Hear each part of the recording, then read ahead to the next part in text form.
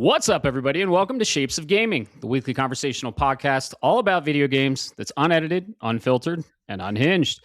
I'm one of your hosts, Matt Stenson, Nioh Charge on PSN, and joining me for episode number 40, holy shit, we made it to 40, is the Retro Gaming Encyclopedia, Bob Harriman, Leon Lionheartley on PSN. What's up, dude? When we get to episode 42, we will finally have the answer. It's the answer to all the universe. Also joining us, special guest, pretty much part of the crew now, Alex Meese, Goat Lord Sriobix on PSN, and he is on PSN, and that's a very special fact that he is now part of the PlayStation family. What's up, man? Welcome to the podcast. We're going to hear all about your PlayStation experience, your PlayStation 5 experience, should I say. Yeah, dude, it's been a long time coming, and it's so great to be part of it now. Heck yeah. Welcome to the family. So yeah, we're here Wednesday night, right before the fucking state of play that we're going to be talking about. And not really main topic. We're going to go into some news. We have a lot of news. A lot of stuff broke today, actually. But this podcast is mainly to hear about Alex's experience with the PlayStation 5 he just got. So can't wait to hear all about that. He's been playing a lot of games and some really good games. And one game in particular he won't be able to talk too in depth about, but he has been talking to us that both of us have played it, and that's Death Stranding 2. So yeah, I can't wait to hear your thoughts, but that's mainly what this podcast is going to be all about. And another thing we're all about is drinking. So, or beer, right? So what are we drinking, fellas? I'm drinking one you gave me there, good sir. Finally found it sitting in the back of the fridge. We're always trading beers, folks. You know, like, hey, I got this one, you got that one. Yeah. They're like Pokemon cards, except exactly not as expensive. Right. But no, I'm drinking from the Goat Patch Brewing, man. Just a very classic red ale. I like it because it doesn't, like, I like craft beer, but then when you get to, like, you know, these weird shit where it's like fire truck red mixed with brown paint kind of shit, and you're like, what kind of name is this beer? Just call it what it is, right? Right. It's 15 IBUs, so not as bitter, and 6.5% ABV. Enunciation's good, and yeah, I'm looking forward to it. Just right about now. Oh, yeah. Crack on the cast. Yeah, that brewery is actually pretty much right down the street, like 10, 15 minutes from us. And one of my favorite breweries. There's also a really good coffee shop over there, and one of the best bread places, like to get fresh baked bread in the Springs. So yeah, really cool thing. And a nacho place called Nacho Matrix. It's like a little, I don't know, center with all the stuff in it. I like going. But yeah, Goat Patch Brewing. Shout out to them. They're awesome. How about you, Alex? What are you drinking? Okay, I swear I didn't coordinate this, but I'm also drinking a red ale. Yeah. It's Dragon's Milk's Crimson Keep. It's a nice, lovely 11% red ale. It's one I always have them in the house. I always enjoy them. They're like a one beer a night type of thing, because more than one, I'm going to start feeling them a little too much. Oh, yeah. Yeah, they're great. They're just really heavy. Yeah. Dragon's Milk has another bourbon barrel aged like stout. And yeah, they have a stout and a blonde. Yeah, that shit's heavy, but that's awesome. And I bet it's smooth and delicious. Mm-hmm. I'm going with my 4-pack or my 12-pack, 4 different beers marathon, you could say, streak. And this is Prairie Artisan Ales. They're from Oklahoma. And this time I'm drinking their Rainbow Sherbet beer. It is sour ale with rainbow sherbet flavors, and it's one of my favorite sours. It's delicious, and it finishes like you would be eating rainbow sherbet. It's incredible. Nice. So a butt stallion beer. Yeah. Yeah. And look at the can. It's literally pink and fucking dude, that can might as well just say rainbow farts on it. That's all I'm saying. Exactly. That's a hell of a beer name right there.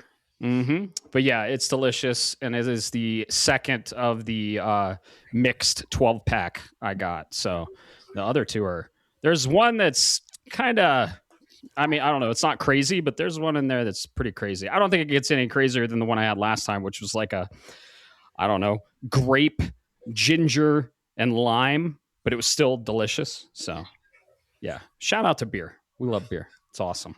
Mm-hmm. We also love video games, and that's what we're here to talk about. And yeah, we started this podcast. Keep the conversation going. We have a Discord. You all know this. You're probably part of the Discord if you're hearing this. But if people aren't part of the Discord, Bob, where can they find us? Where can they listen to all the podcasts? All 45 of them we have now. Holy shit. Holy crap, I know, right? And if you look up best video gamer in the world, you'll find where I'm hosted at shapesofgaming.com. You can come join the conversation here.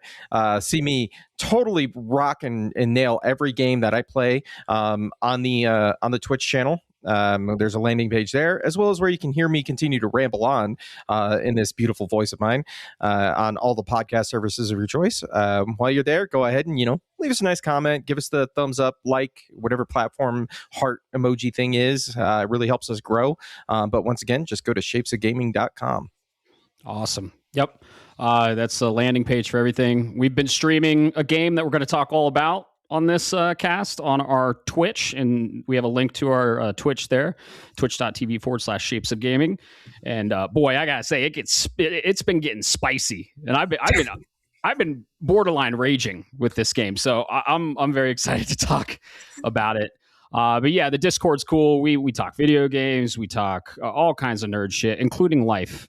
Which, by the way, I forgot to ask you guys, how's life been? Anything new? Anything crazy? Anything fun? Yeah, actually, no. The reason we have our podcasts our recording sessions were so separated. Got to do some, as you would call it, expanding of the chiral network. But go to a work trip down to San Diego this last week. It was a quick in and out for like 2.5 days. Get some good food, some delicious tacos. I tried a brew house nearby, and I got to tell you, it was good. But there is something about Colorado beer that it hits different, man. It hits different here, doesn't it? It's crazy. Yeah, there's something just special about the beer here, and I think it's the water. So please, if you're listening. Altitude maybe too, but you can't explain it. You just have to experience it. It's crazy. Anyway. Yeah, absolutely. No, you're right. But yeah, other than that, I was doing great up until about 3 hours before we started recording. So apologize to folks if I sound a little loopier than normal. I threw my back out again, so old man syndrome hit. So I had to go find the meds to help relieve the pressure, and it kind of sometimes might not mix a little well with a beer. We'll see how this goes. My back hurts. It hurts from carrying your ass in Nioh. Oh, that's good. That's good. Very well played, sir. How about you, Alex? How's life been? Oh, pretty good, honestly. Decided to take some healthier options in life. I've been walking to work quite a bit recently, walking to and from work. It's a 2.5 mile walk every day to get there, and then to get back to another 2.5 miles. So I'm getting my steps in. It's helping out with my legs quite a bit. As you guys know, I do have issues walking, but it's helping a lot. I've been enjoying this lovely oversized router that I have sitting on my mantle now. Yeah, but we'll get more into that later. I haven't hardly touched my PC. Like I told Bob that I had to turn this thing on by giving it a can of Monster because it took a while to boot up. Actually, it'd been so long. That's funny. But other than that, it's been like taking care of the wife. She's been sick the past couple days, so while I've been home, I've been helping her out with some things around the house, helping take care of her. But it's kind of pretty much it. Like life's been kind of just video games for me and work. Definitely, yeah. Dude, that console has a beautiful design. The PS5 is just it's a beautiful design. We're gonna agree to disagree on that one. Yeah. All right. That is subjective because it is design is an art form, right? So it could be subjective. It is subjective. So yeah. Well, we hope Aurora feels better, and we're glad you're enjoying the PS5 and can't wait to hear about all that. I've got a lot to say. Oh yeah, I can't wait. Honestly, like, dude, we've been influencing and motivating you to get a PS5 for a while, and you finally pulled the trigger. We kind of had like a little celebration. We all went. Caleb was there in spirit, and we went to Best Buy, and we were like with you through the journey. It was awesome. So, yeah. So welcome to the family for real. Life's been pretty hectic on my end, I guess. A lot of changes, but here and there, I'm navigating them. And one of the highlights, though, Bob, he was like, "Hey, I really want Doki Doki. Where they at?" And we found them, and we found a new brewery in town. And I think they've been there for like a year. They replaced another one of my favorite breweries, Red Swing Brewing. It's downtown Colorado Springs, and it's called Urban Animal. And boy, oh boy, they are really awesome. Like it's very rare when you go to a brewery and you see like many types of beers that you want. And I had a pickle beer for the first time, which was actually good. Like you put cucumber in water to just kind of like give it a little bit of flavor and make it a little more refreshing. Yeah. I mean, a pickle technically is a cucumber, only pickled. And they put like a pickle spear in it. Don't knock it until you try it, folks. All right. I was like, really? A fucking pickle beer? And he's like, I didn't say anything. He poured me a little sampler. If you go to a brewery and they don't give you samples, they're hiding something, and just walk away. All right. Breweries always need to give samples, free samples. Don't take advantage of it though. Do like a max of 3. But he handed me the pickle beer. I tried it and I was like, huh? Oh, okay. And I got a full one. So, man, we had a coconut stout. We had a pickle beer. We had a really good red. There was a good cranberry sour. They had so many options. So shout out to Urban Animal, I believe it's called. Urban Animal Beer Company downtown. Alex, you have to go with us next time. And shout out to the Doki Doki truck, man. Like we got chicken katsu and I got curry fries. Oh, so good. So good. Dude, it's awesome to hear that he's back in business after Metric closed. He is really awesome to hear. He is there permanently from Tuesday through Saturday.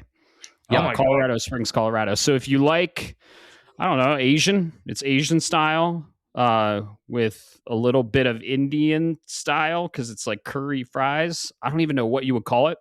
But Asian fusion. Asian fusion, yeah. There's a food truck down there. And then that brewery, man, awesome. Service was really cool too. We had a really good conversation with the bartender, and he was talking about like the brewing process. And I fucking love that when you get to talk to someone that actually brews the beer. And he's like, "Oh yeah, when we made this, we did this and this." And I'm like drinking. I'm like, that's awesome. You get to see how the beer is actually made. You hear how it's made. It's such a science. And then they had like a list of beers coming out on tap, crazy ones like a peppermint stout they're going to do for St. Patrick's Day. He said it tastes like you're drinking a Thin Mint. And I was like, all right, you son of a bitch, I'm in. So chocolate peppermint stout would be really good. Yeah. Oh yeah. Yeah. We're going to go down. And what was the one we're checking out? I don't know. I think it's next week. There's one I was looking forward to in March. Yeah. And Oh yeah, March. Yeah, it was March. Which one was that? Was it the brown? No, it wasn't the brown. Was it the? I don't know. We'll have to look it up. We'll I'll have to look it up. I'll have to look up again. And I will say it's good. It's good that Doki Doki's back, man. I am so it was a food truck here, and now he's permanently there, pretty much. And I gotta say, shout out to the guy that runs that because I was so happy. I'm like, dude, I'm so glad you're around. I like to make katsu. I like to make curry. I'm a foodie, right? And I can never get it as good as yours. And he said, oh, dude, I'm always happy to talk shop. So now I'm like, oh, we're gonna have a conversation next time we go because I need to know the secret sauce that he's putting to make that secret sauce. Hell yeah. And the meat is so tender. And Doki Doki actually used to be at Metric where this podcast was born. We can say that. And then Metric is no longer. But they moved to a new brewery downtown, Urban Animal. So we'll all go there And yeah, Alex, you'll love it. It's awesome. Okay, sounds good to me. You know, I get heartbroken every time I drive by Metric. Man, it's like I have to drive by there to go to Cheers, my liquor store, and it hurts. Yeah, I mean, we were there like every week. Yeah, literally every week. Yeah. So, but yeah, we're trying to find a replacement. Urban Animal is in the running. Let's just say that they are awesome. Location isn't great, but you know, I'll drive a little bit longer for some good beer, especially some good food too. Yeah, absolutely. So, yeah, I had to give a shout out to that. That's it's Doki Doki. If you're in Colorado Springs, Doki Doki with a D, as in Delta, and then that's Urban Animal Brewing downtown. We're not sponsored or anything. We love this shit, and we're trying to spread the word because we think they have pretty damn good beer and damn good food. That's about it. We're not this isn't an advertisement or anything. So yeah, now if Doki Doki does want to sponsor, I don't think I'd complain about price. Right? Yeah, we'll bring some cards next time and be like, hey, you want us to give you a shout out? So we got a lot of Springs listeners. So yeah, we do. Yeah. So yeah, life's been good. Beer and video games, dude. We've played so much of Nioh, which we're going to talk about. Other than that, we're still not on video, not yet. I'm still working with Zencastr support. They are wanting me to do some stuff that's going to break some things on the back end, and I'm like, no, I don't want to do that just yet. Next time, if we decide to go video again, then I'll break it and then fix it. But if I break it and then you can't fix it, we're dead in the water. We don't want to do that. Our audio podcast is popular. A lot of people listen to the episodes, and we've had a lot of requests to have video, and so you can watch us. And we tried. We're working with Zencastr, so that is in progress. Yeah. What do you say we get into this mountain of fucking news we have? It is a very big mountain of news this evening. Isn't it? It is. It is. Right. What, 8 items? 1, 2, 3, 4, 5, 6, 7. Yeah, 7 of them I'm at right here. And some of it pretty quick. Some of it will go in depth. So I'd like to start with the easy stuff that we can knock out right now. Like this one. This is a PSA for the community, but it's also something that we'll be talking about. We can make a couple of decisions here. Gentlemen, just as the rumors confirmed, or we're anticipating, we're getting a state of play February 12th. So the day this episode 40 goes live. This is going to be coming specifically from the PlayStation blog because they actually, when they do communicate, they communicate on their platform and that's somebody else's. Yes. And they say, tune in this Thursday for 60 plus minutes of news, gameplay updates, and announcements from game studios across the globe. February's State of Play will spotlight eye-catching third-party and indie games headed to PS5, along with the latest from teams at PlayStation Studios. Gentlemen, a 60 plus minute state of play. 60 plus. That makes this, if I'm not mistaken, this could potentially be the longest state of play Sony has done. So borderlining showcase. Mm-hmm. Yep. And we don't really we can speculate, but we're not going to speculate on the rumors that have been announced. We can, talk about what we want to see and what we think will be there. There's been a lot of leaks in quotes, but I'm excited for this one. So I will say, what for sure? Oh, he left. There's an empty chair. He's done with the podcast, folks. Thanks so much for listening. No. Anyways, I thought you were going to get something for the bit. Oh no, my sorry, I had a weird glitch in the internet, and I was like, oh fuck, did the ferrets disconnect the new Wi-Fi router? So I went to go check it, and then I came back, and everybody was talking. I'm like, okay, apparently you saw all of that, but I had no fucking clue you could see that. So, but I will say, relative to the state of play. We did very recently, as of like 2 hours ago, so I didn't even get a chance to update the notes for the show. We do have confirmation of one game that will be there tomorrow. Confirmation from PlayStation themselves? Oh, what? Marathon. Gotcha. Okay, that makes sense. Yeah, you got to put that in the spotlight. I'd love to see stuff on Wolverine. I'd love to see Devil May Cry 6. I'd love to see Assassin's Creed 4 Black Flag resynced or whatever. Resident Evil 5 remake. Maybe show a little bit of Saros just to get us hyped. They'll show like a little clip of Saros and be like, and tune in for a dedicated state of play. Blah, blah, blah, blah, blah. So yeah, I think it's going to be a big one. We could even see, this is a little bit reaching, but the developer did say they came up with a name and they are wrapping up development. We could see some Part 3 footage, maybe a teaser trailer of Final Fantasy VII Part 3. Ooh, actually, no, I think that is a distinct possibility, because if it's not now, I would almost put money on. Actually, I would put money on Summer Game Fest. Yeah, because if you remember, Summer Game Fest actually unveiled the first trailer for Rebirth. So, never know. But it might not be at the state of play, because I don't know if it's coming out PlayStation exclusive this time. I think it's coming out multi-platform.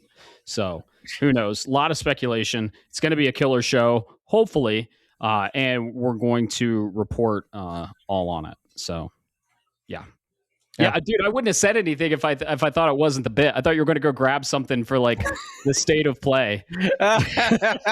No, that's what we call comedic timing, folks. Yes. Exactly. No, I was like, oh shit, it's frozen. Crap. Did somebody unplug it? And then I went to go look, and then I heard you guys speak, and then I sit down and I was like, wait, it dawned on me that you could actually hear me and see me the whole time. So, all right. What's the most crucial part of any joke? Well, if you ask my son, I was going to say, if you ask my son, the real crucial part of any joke is if it's more funny than offensive, that makes it funnier. Oh, that's true. Yeah. Hey, Matt. What? Alex, are you excited for this state of play? Yes, I am, actually. Because now that you're part of the family, right? Yeah, now I have a box that can play this shit. Exactly. It's actually more relevant. And it's not like the last one where I was with you guys and I was like, oh, that'll be really nice when I have a PS5. Mm-hmm. Now I do. So it's just looking forward to what games am I going to have to set aside to play other ones. Very true. Yeah, hopefully we get release dates. Hopefully summer starts filling up. What are you most excited? What would you be your most excited things to see? Top 3. Sea of Sorrow. Yeah, okay. Period, end of story. Okay. I want to see Sea of Sorrow. I know Team Cherry tends to do things with Nintendo, but I want to see Sea of Sorrow. Me too, buddy. If you could give me, I don't know, Final Fantasy 13. Yep, remaster. I've been asking for that for a while. Something about Final Fantasy 8 or 9 would be phenomenal. I think that'd be my top 3, honestly. I want to know what Square has next that isn't a Dragon Quest game. Right. Yeah, we know Flames of Fate is cooking. We just got 7 Reimagined, which I'm going to be talking about on this episode.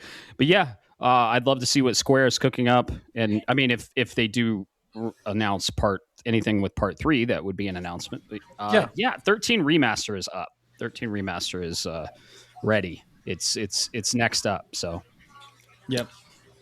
Yeah. And give Aiden an actual remaster. True. Me? Top 3? Yeah. Ooh, see, if we're going really wishful and jealous, I hope we see something for 9, Final Fantasy 9. Definitely. It's in the draft. It's in the draft, and I have a special place for Final Fantasy 9. Me too. It's very beloved. It was a very late PS1 game, so it didn't get as much love, especially because it went to that whole from sci-fi and realism to back to the fantasy, back to a callback of the core. So I definitely hope that would be there. Outside of that, man, I'm going to be honest. I'm just excited to have games. I'm curious to see if we get anything from first party. I don't think we necessarily will, outside of what we already know about. Wolverine was confirmed not to be there, so I can tell you that much as well. So the question is then, if we know that, by one dev that could be trolling, so you never know. Yeah, I'll take that one. I've got a feeling. But Yeah, first party would be what I'm curious about. Like, How about that? The God of War spinoff Metroidvania. You have my interest, but I'm not entirely sure. And we can tie this into other news Sure. that we'll talk about later. But this is an example of I need to see it, and I need to be sold on it, because if you sold that to me as a board member without any visuals, I'm going to tell you, get the fuck out of here, and you're not getting funding. So I'm just you like Prince of Persia. Prince of Persia was pretty much what they're going for, I think. But who knows, right? Yeah. Who knows? So, yeah, I mean, we'll see. Don't get your hopes up too much. Usually, if you're anticipating all these titles, sometimes you'll get disappointed. So just be cautiously optimistic and reasonable. I get my hopes up, but I'm never disappointed. I'm not like, oh, nothing was there. I'm happy with usually what they give us. But it sounds like this is a very long state of play, and it's going to be a banger, I think. So we'll see. And maybe you've already seen it and you're like, oh, God, that sucked. Or holy shit, they were right. Who knows? We'll see. So today, you'll see. Well, by the time this goes live, I would assume so, right? Yep. But yeah. All right. Well, there it is. There's the state of play. Let's see. Next thing we got for you folks out there. This is another PSA. I thought it'd be a little fun. I was going to put it into what I'm playing, but I've got only like 3 sentences I can really say. Pragmata got a demo release. So that is live. Go ahead and go check that out, because that game is imminent near the end of April, 24th. So we're right around that time frame where we'll expect to see it go gold if it hasn't already. So definitely go check that out. Either of you gentlemen play the demo? I have not yet. It's sitting on my home screen. I can't wait to play it. I heard it's really short. I'm super excited for Pragmata. I've been super excited for the demo. Something else has my attention, though. Totally get it. I can tell you this much: if you are waiting for, and you've got like an hour, let's just leave it like that. I don't want to tell you exactly, but I'll give you that range and say if you got an hour, go ahead and check it out. Yeah. It is, and it runs beautifully on the That's what I like to hear. If you put it in the performance mode, I didn't switch over to I didn't switch over to fidelity. I wasn't curious enough, but I might. It runs 60. It was locked. It was looking gorgeous. It feels great to play. I have no clue what's going on, because it's one of those demos that doesn't, where you won't transfer over your data. Let's leave it like that, right? Yeah. And this game, if I could sum it up in one sentence, this is the most late 90s, early 2000s Capcom style game that I can think of. Between just little character tweaks and the way it's presented and some of the music and the way it feels to play, you kind of get little bits of those DNA, the Resident Evils, if you will, the Mega Mans that came out around that. It's got a certain just Capcom je ne sais quoi, if you will. Oh, you're saying all the right things, man. I can't wait. So yeah, I'll play it. I heard it's super short. But yeah, it's just, man, I should just knock it out real quick. But I'm very excited for this game ever since it got announced. So I'm glad they have a demo. I'm glad people can experience it, see if they like it. Nioh and Dragon Quest VII had a huge, long ass demo. I love this practice with games that bring out a demo, try before you buy. Because I mean, sometimes these games, the cost gate is like $70. So I love these demos. Keep them coming. Yeah, absolutely. Please do it. You sell me on your game. That's all I ask. Just like I've said with Beast of Reincarnation. And so, speaking of which, just kidding. Let's go ahead and jump into last week's news that would have broke normally, but because we had to record early, Sure. You and I were there in the Shapes channel. We had a little watch party. Nintendo Direct, partner Direct, not direct from Nintendo. Talking about all of their third-party games. It is quite extensive. There's a lot of stuff that that was already announced and we knew. Some stuff that's kind of middle of the ground filler. I'm not trying to be mean. And then some newer excitement news. I I watched it. You watched it. Matt, I think I know the answer to this, but what was your takeaway from this direct? Yeah, I mean, so the Turok Origins release window was very surprising and exciting for many reasons.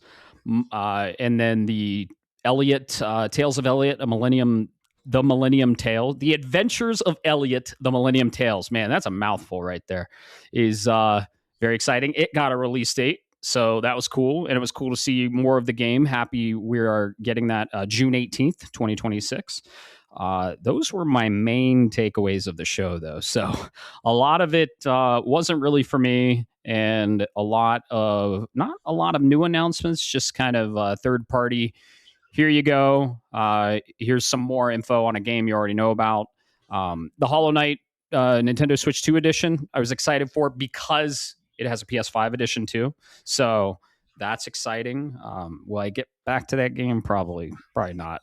It's very tough and just a new trophy list. And then Orbitals was cool to see. Very haze light encoded game. So those were my few takeaways of the show. How about you? I'm pretty much like on board. Orbitals was a pleasant surprise. We knew about this game, right? Yes. We saw it, last year, but to get that window of summer of this year, a little bit of a sad one because I was waiting to see if we'd get anything, so I didn't actually pick it up. And then when it finally hit, I went, shit. I bet you I'm not the only one that got excited. And Bo Rito Supreme himself outbid me on this one because you're right. It looks very haze light coated, and yeah, I like it. Like the art style. I'm really down for it. Yeah. And then naturally, go ahead. So they're doing exactly what I predicted they would do with the Switch 2. They are releasing a lot of games that we've already got on the PS5 and even PS4. Fallout 4, Final Fantasy Rebirth. What else? There was Elder Scrolls Oblivion Remastered, Indiana Jones and the Great Circle. A lot of games that they're already on the consoles. They're bringing back. They're slapping like specific edition and reselling it. So that's cool that if you are a Switch 2 only owner and you haven't played these games, but for the people that played these games fucking 5 years ago, some of them 10 years ago, it wasn't an exciting showcase in any means, but that's just my opinion. So I don't know. I guess from, like you said, I played most of these, but to see these games going out there and getting more money, kind of like, if I was a Nintendo fan, dude, I'd be stoked. Like Tales of Arise, like they're getting I hate to say it, but Nintendo is getting what we are getting from Microsoft right now, at least up until PlayStation was getting from Xbox for a while, where we were getting the complete editions or whatever, or PC was getting from Sony with the complete editions of their games. Nintendo gets that now. Yeah, but they get a lesser, technologically less version of the game. Yeah, PS5 is getting like more polished, more patched. Usually it runs better when they come out on Xbox, but then like the Switch 2 is getting a lesser port of the game, but same concept. But it's not the best place to play them. No, it's not at all, and that's the big concern that I had with the whole direct. Honestly, like I can speak on like Oblivion Remastered, especially that.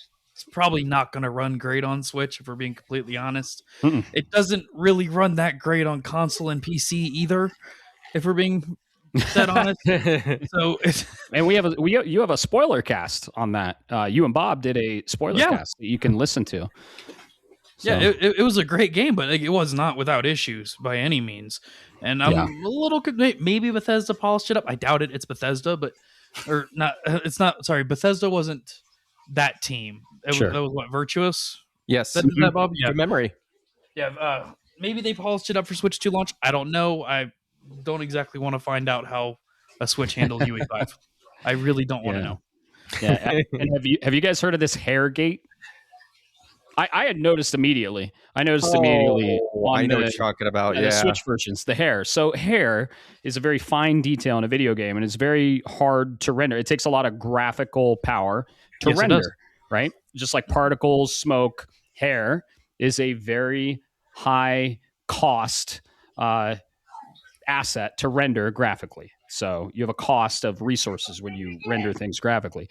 And Switch just can't do it. And the hair looks terrible. It looks terrible in Pragmata. It looks pretty bad in Rebirth. And people were like, why does the hair look so bad? I mean, there's technical reason for it. The Switch 2 just can't hit those technical benchmarks. But it's like they're calling it Hairgate. They're like, why does the hair look so bad in all these third-party titles? Well, let me tell you, like, it's just the Switch. It's underpowered. It's basically all it is. Yeah. Yep. Yeah. It really is. You're absolutely right. That's 100%. But it makes me think, if I may, it makes me think this makes me really long for the retro time. Not because of, like, objectively the games were not as good from a technical standpoint, but developers fought things in very creative ways and you never realized it. Like Turok, the original Turok was all cloudy and it looked like a Silent Hill game, and it's just because of the draw distance couldn't be rendered on the 64. You look at the team that took all of RE2 and put it from a 600 megabyte disk into a 6 megabyte or 16 megabyte cartridge, and it ran well. Like, I would love to see I long for those days, that creative days, because now they're just like, oh, throw fucking more memory on it. Who cares if Call of Duty's a 1.5 terabyte install? Fuck them. Right. Yeah, you're right. Final Fantasy VII Rebirth NES edition needs to come out. Hey, maybe SNES, SNES. There are demakes, and they do thrive. Remember that. They do. Yes, they do. Yep. Bloodborne has a demake, which is looks fucking awesome. I want that. Yeah. Wait, isn't that just Legacy of Kain, Blood Omen? Oh, dang. If you know, you know, folks. But yeah, there it is. Switch 2 giving us a lot, and not really much because it's a partner direct, though. Right. Overall, it's a focus on third party. That's not the reason I bought my Switch. The reason I bought my Switch is for all the first party games coming out. All one of them. All the first party Switch 2 exclusive games coming out. That's what I really want to see, and that's what I'm excited for. The inevitable Nintendo Direct where they tell us why we bought the fucking Switch 2. Yeah, and I will say, as a final closing thought, you're right. The one thing that, and you might have mentioned this earlier when I had my internet hiccup, is the Rebirth showing up. That's a huge tell. Yes. Because it's in the Rebirth is going to use the same engine as the Part 3, and if they successfully do it, and it doesn't look like a Kingdom Come Deliverance on Switch 1, there's an that's our canary in the coal mine that this son of a bitch Part 3 is going multi-plat. Right. Yeah. Part 3 is going to use the same engine as Rebirth did. Here's my question.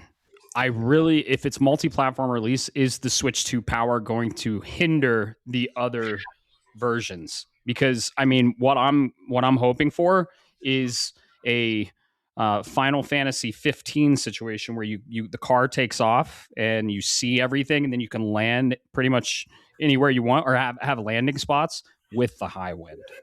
If that happens and you can take off in the high wind and that music plays, I'm going to bawl my eyes out. I don't blame you, to be honest.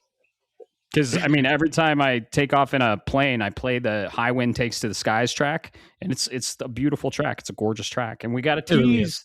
Got a little tease of the high wind. No spoilers, because, I mean, if you're playing Rebirth just now on the Switch 2, what are you doing? Go play it on PS5. But got a little tease of the high wind. It's coming. And if they can pull that off, that's going to be impressive. Because there were also, I mean, in the original, you could go back and visit everywhere you visited, except some places for many reasons. But I wonder if they're going to do that, because they kind of hinted in the Gold Saucer too. I'm just saying. That would actually be really dope. But I see what you're saying. That is a very valid concern. So I don't know how they're going to pull it off, though. I really don't. Well, have faith, because Square Enix is really on a streak right now. So have faith. Yep. All right. If you haven't played Rebirth, go play Rebirth. If you haven't finished Rebirth, go finish Rebirth. Yeah, No. and if you have a Switch 2 and you haven't played it, it's coming. So Yes, exactly. What were you gonna say, Alex? So you don't have to finish Rebirth. Don't no. Shh. and on that note, folks, once again, I don't do transitional material. I thought you knew this by now. This next one, we can go ahead and take a little bit of time, or rather, should I say, I can't imagine. I don't know if you heard this one there, Alex, but this one came from the PlayStation blog. Gotta love it. I could see the look in Matt's eyes. That is, according to Horizon, announcing Horizon Hunters Gathering, Guerrilla's new co-op action adventure game. Today marks a monumental step for Guerrilla as a studio as we announce our new chapter in the Horizon universe. Notice that universe line, Horizon Hunters Gathering. This is with the very first ideas that shaped the world of Horizon. We dream players hunting machines together. We started with a small group of guerrillas, including myself back in the days as design director. And this is coming from an interview over there. Sorry, I scrolled up too much on you on that one. And began exploring what we could look like. Drawing our experience from the Killzone multiplayer titles and the momentum of Horizon Zero Dawn, we set out to bring cooperative action into the Horizon franchise. Horizon Hunters Gathering is a cooperative action game that lets up to 3 players team as heroic hunters to protect a world under threat from deadly machines. Combat is tactical, reactive, and deeply skill-based, building on the tactical precision of the Horizon games while embracing the dynamics of team play. So there's more there if you guys want to go check it out. I'm assuming you both watched the trailer for this? Yep. Yes. Okay. Yes. All right. Well, as the newest, what do you think? As the newest member of the PlayStation family and somebody that's probably going to end up doing Horizon, I got to get the initial thoughts from Alex. Go ahead. Riot calls. They want their fucking League characters back.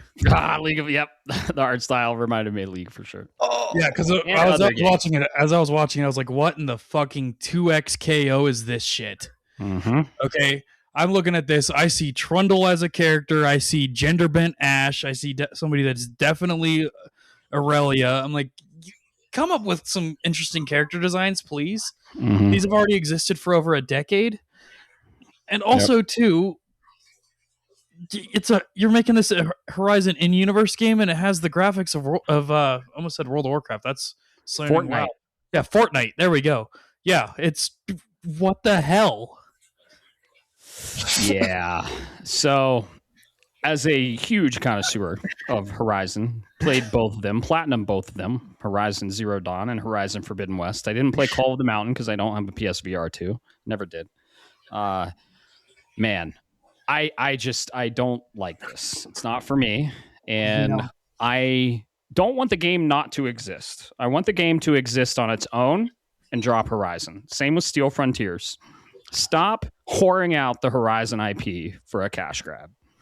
Keep your vision stable and consistent with a single player, narrative driven, photorealistic, grand game, right? So, I mean, The Last of Us attempted this. I would say they failed because they canceled the project. God of War attempted this. They canceled that project. These IPs don't need spinoffs like this. These IPs don't need to be hoarded out like Mario is on Nintendo. Okay, you have a single player, narrative driven, very core technological experience, and it's quality over quantity. Okay, next thing you know, we're gonna get fucking Uncharted Kart or fucking Infamous Baseball or some shit like this, or Infamous Party, like a Mario Party. I don't know, man. I just don't like to see them going down this route. I'm not mad that the game exists. I'm mad that they're using the Horizon IP on it. Same with Steel Frontiers. Just make and if you look at the graphic design of the key art on it, Hunter's Gathering is huge, and then Horizon is a wee little right up at the top because they know this isn't Horizon. We're just using the name to sell this game. That's it.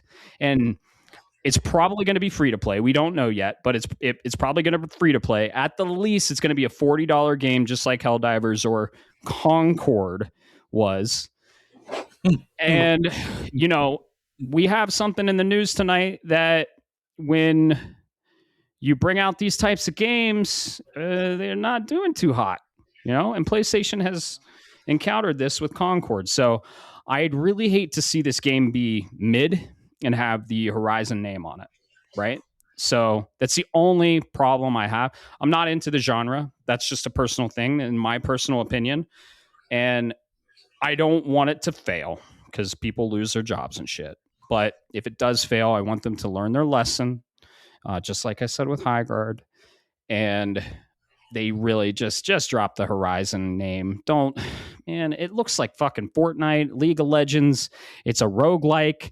It doesn't even make sense to the lore because in Horizon, people like humans are kind of afraid of the machines and they worship them. And it's only the elite force that goes out and they're a little more tactical than having a huge fucking mechanical hammer. I don't know. Not into it, man. And I don't like seeing any of my beloved first party single player IPs go this route. So, yeah. So unfortunately, actually taking a second look at this, I think I can kind of guess as to what's going to happen with this. I feel like we're going to have a gacha game scenario on our hands because like we're going to have these champions. And I feel like if the game is free to play, we're going to have crates or pulls or some type of mechanic like that to get more characters.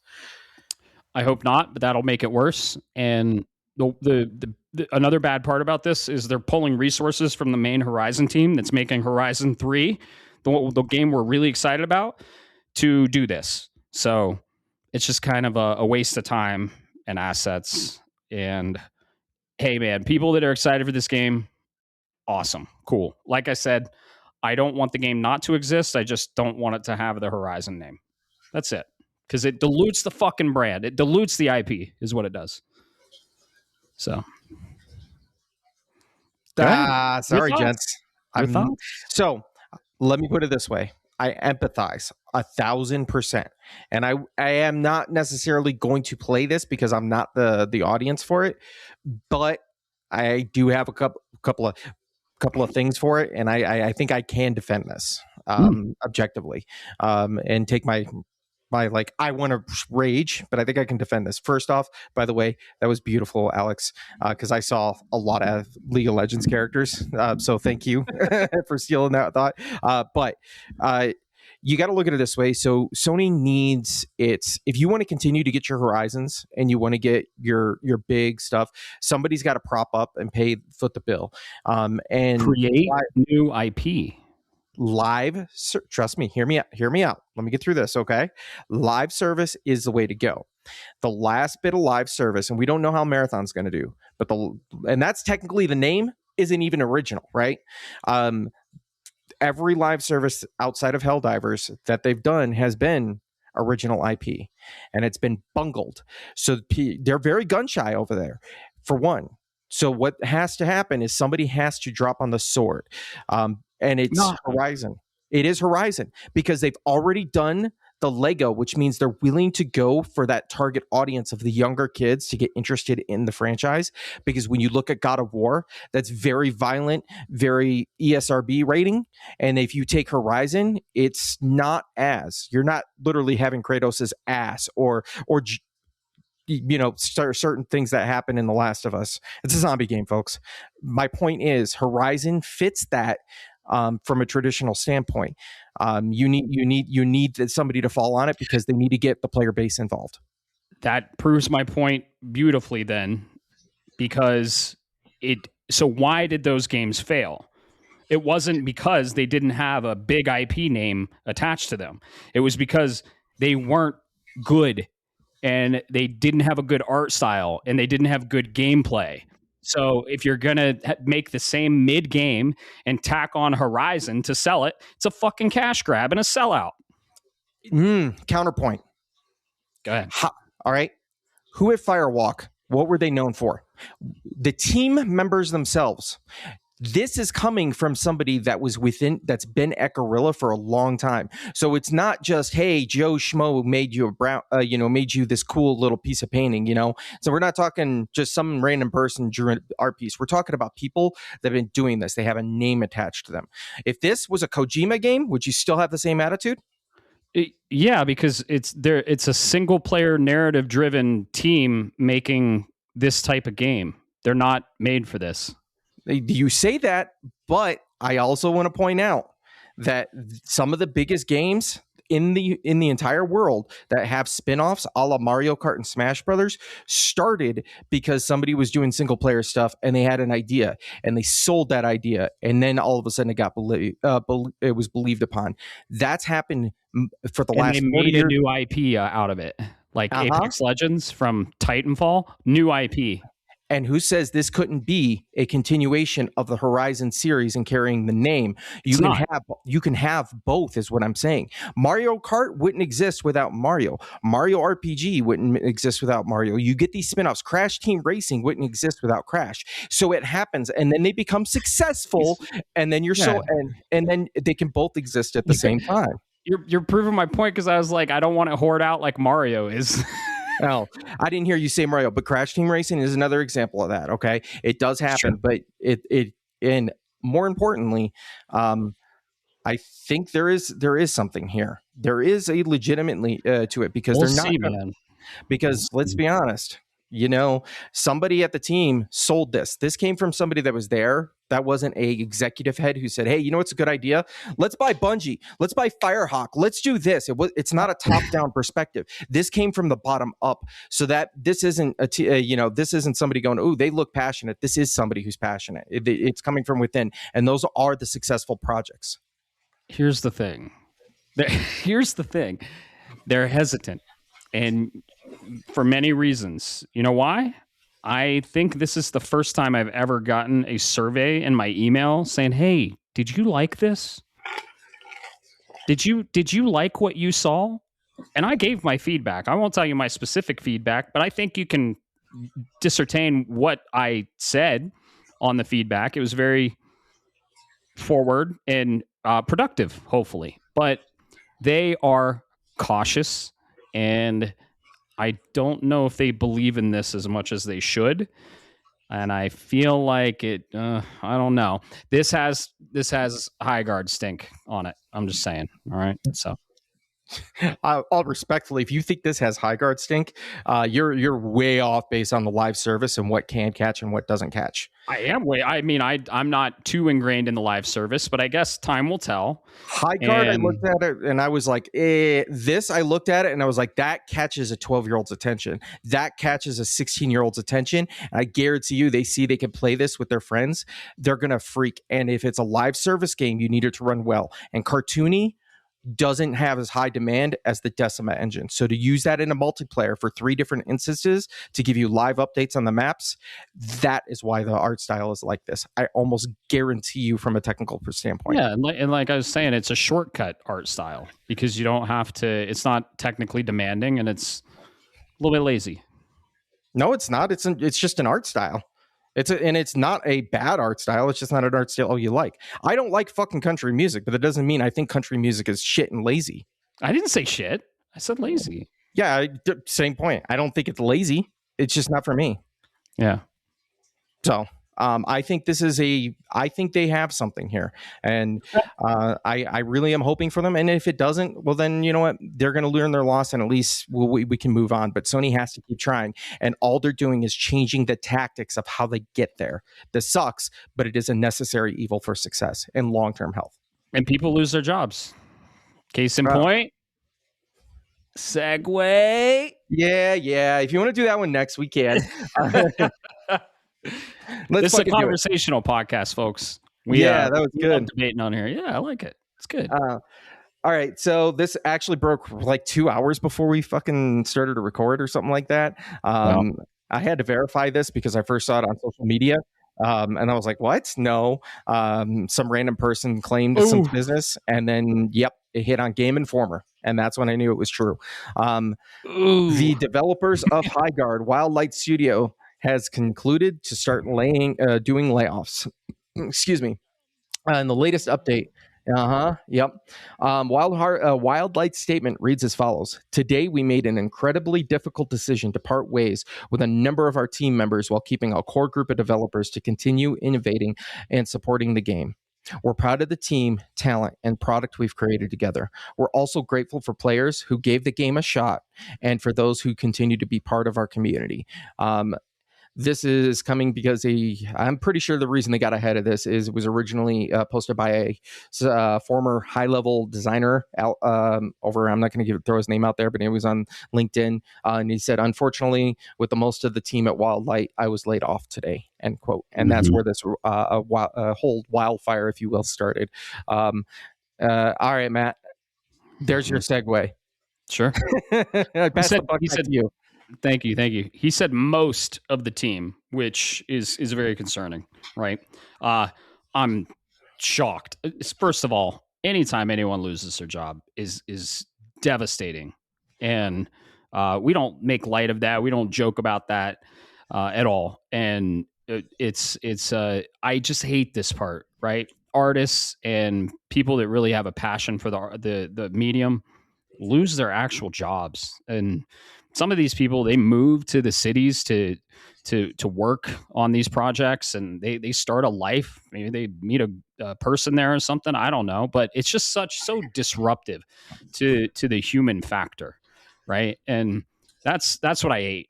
These big publishers and suits are like, oh yeah, Apex Legends, Fortnite, these games are doing good. Make one of those. And it's just, and then it gets unveiled at the Game Awards, and Keighley decides to put it at the end of his show. And these decisions have really dire ramifications and consequences because real people with real lives lose their fucking jobs. And this sucks, but shocker, right? I said this game would you probably fail, and I don't even think it's going to make it 60 days.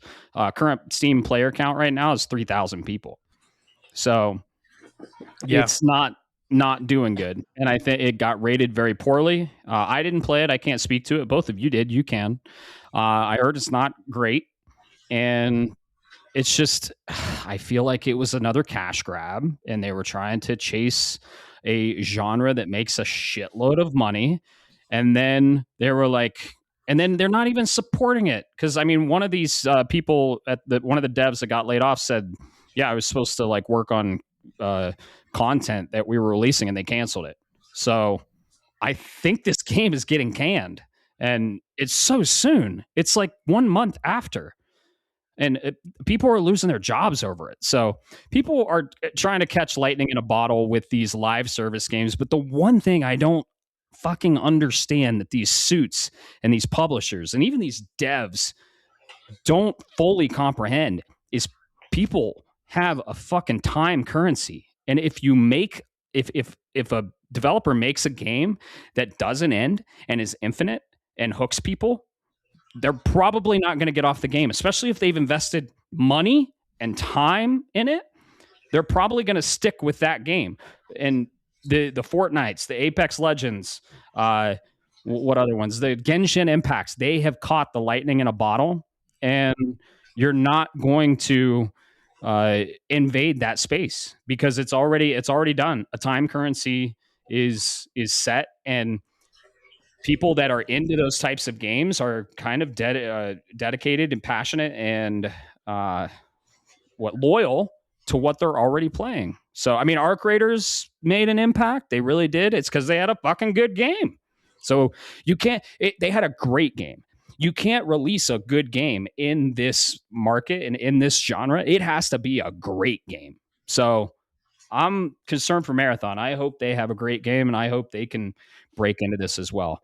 But I saw this coming from the moment I saw it announced at Game Awards. I rolled my eyes. I put my face in my hand and said, "What the fuck?" And I said, "Yeah, this game's gonna fail." So, I have a track record of being fucking right. So, whatever. And I'm not happy that I'm right because people lost their jobs. Yeah, it's really unfortunate because like I've said in the last cast that I was in, I played the game on PC. I think a big reason why, especially the Steam player count so low, it does have a really bad PC port. And then I played it on PS5, and on PS5, it's actually a solid game. I'm not going to say it's great. It's not something I'm going to come back to all the time. Like I'll here and there play a match, and then I'll go on and do something else because I have far more enjoyable free games that I already own. Like, and you're not wrong when you say that things like Genshin and like the Genshins of the world, Honkai's, Arc Raiders, like Destiny 2 did it. Like all of these games were able to grab their audiences. This one doesn't really have that.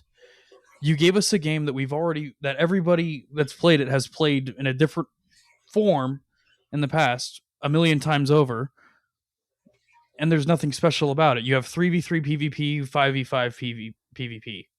Cool. Yeah. What's different about it than any COD game having search and destroy in it? Anybody that plays Counter-Strike, they're just going to keep playing Counter-Strike. They're not going to come over to this game. Anybody that's playing Valorant's free on PS5. They're not going to turn around and move over to play High Guard. And it's unfortunate because at the core, there is a game here. There's a phenomenal idea. It was just executed so poorly that it can't keep people. Yeah. And rehashing the formula of a genre or a video game, it's not the first time that's been done. PlayStation does it all the time. Third-person action adventure. However, they release games that fucking end. So you play the game, you finish it, you go to the next game. When you release a game that's infinite, you're not going to get off of it. How many hours did you put in Destiny 2? 3,000. It ended. For me, it still hasn't ended. Yeah, that's what I'm saying. It still hasn't ended. I know, but me with World of Warcraft, same thing. Like it, but with this one, like there's we have the problem of like where Destiny has a story, where Arc Raiders kind of has a story. Genshin definitely has a story. Zenless Zone Zero, another one. It's a more recent one that's been getting people's attention. It's also by the same people that did Genshin. Like these games all have stories. High Guard does not. Oh, that's bad. It's trying to be Valorant. It's trying to be a Counter-Strike, but it doesn't have the foundation to have that. Dang. Yeah. It doesn't have a story. Two things. One, this was a bad mashup of two people making decisions. Unfortunately, this is a good example of where decision makers should 100% be held accountable, because who was ever in charge of getting this game out there and getting people hyped for it, one, definitely should have not think they could just shadow drop this game in this market. And then number two, you got convinced by Keeley to do the Game Awards, and that's really tempting, but you know if you're ready for the big stage. And somebody should have been having red flags and saying, I don't think this game's ready, because that brings me to my second point about High Guard is, Alex is right. There fundamentally is something here. It's not the same genre rehashed. It is something new and unique. There was a great baseline, but this goes back to what I'm saying about leadership decisions, and they need to be held accountable, not unfortunately team members lose, but this is a leader problem. Is there's not like, you didn't do beta testing. You didn't, as far as we know, nobody has gotten to actually do a beta test. It's a free to play. Like, get it exposure, get opinions and thoughts, because I think if you added some elements, kind of like what they do with Smite, where you've got the map is lively and there's a push and pull, that game has some MOBA elements with a little bit of the Fortnite and stuff. You could rework the game and retool it a little bit and make it and you could hit that flash pan, because the live service model is not a forever. People think that. They think to Warcraft, but ultimately it's just a longer hill. A single player game is up. You get all of your sales in the first 3 months, and then it topples down and you're into the next game. Live service, once it gets going, and then it has a high, and it's going to stay that way for a while, and then it'll come down, because League, quite frankly, is dying out. I played 200 hours last year, all calendar year long, right? Between 200 and 300.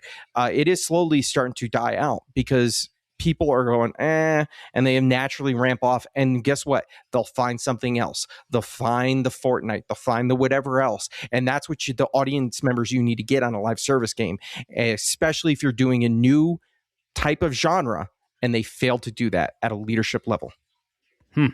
Yep. Well said. And the other thing that doesn't help this game either, I don't know if you guys have played it at all. I do play Valorant because it's a nice like break from Counter-Strike because it's Counter-Strike but not quite as serious. All of the characters in Highguard feel like Valorant characters, and that's a big issue because it works in a game like Valorant because you're doing it. It's much like Highguard. It's 5v5, plant the bomb, that type of thing. But Highguard has no balance between these characters. There's an there's an overarching meta. There's an overarching meta. Nobody can play the same two characters whatsoever, which is normal in games like this. There's no balance between the weapons, and the games take way too long. Yeah, like you promised us a fast-paced game. Why are they taking 45 minutes? Oh yeah, huh? Like it's. I don't know if you had that experience too, Bob, but I did. Nope. Like they're taking like 45 minutes plus, and it's kind of ridiculous. Where every game is going into overtime. Right. Really? I didn't have that problem. Yeah. That's it might just be I'm playing with terrible people. I don't know. But I guess I think I probably play more FPSs than you guys do, so I'm a little sweaty when it comes to these kinds of games. But like these games take forever. They drag on and they drag on and they drag on and they drag on, and the game isn't rewarding enough for it. That's fair. And I will say, you mentioned something there, Alex. This is where I thought there was something, at least from the teams, the individual team members, and this is what really chafes my ass about this game. Is you said no, they weren't willing to support it. Team members had ideas because remember it was 3v3 for about 48 hours, and then the community said, "Yo, why is it only 3v3?" And they put 5v5 in within it was just a couple of days, which means guess what? If you had done proper testing and feels of this game, the community would have guided you and they would be a success right now. That's what really chafes my ass about this whole thing. And and the even further problem too is with the 5v5 mode in this game. Unfortunately, that's where the games are going into overtime and they're getting really lengthy.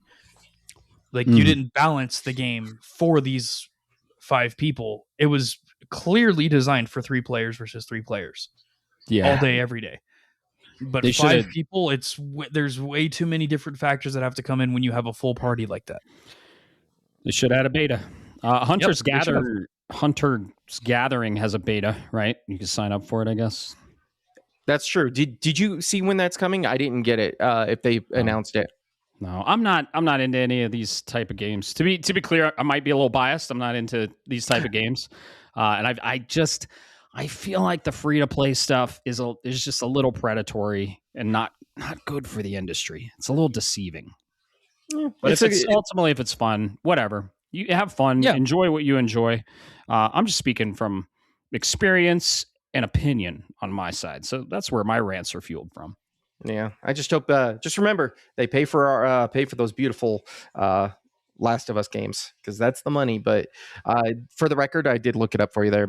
For those that are actually interested in that Horizon Hunter's Gathering, it's through the PlayStation Beta program. So you have to be part of that program to be to be selected. So it's not going to be. I am. Oh, hey, get selected for me. I'll use your account. I'll play it. Okay. I'd play it. I'd absolutely test it.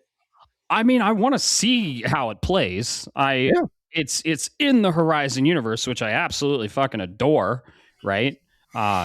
Just not at all interested. If I get a code, I'll send it your way for sure. And then you can stream it. Maybe because sometimes they don't let you stream. Yeah, that might be another one. But yeah, let me know, man. Anything else for that? Because if not, we got a couple other small items still.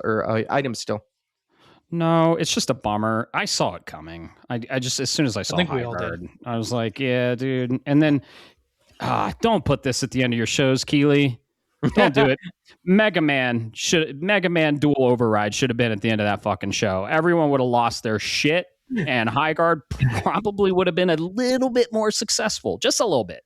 Yeah, you're absolutely right on that one. Yeah, it was set up for failure. All right.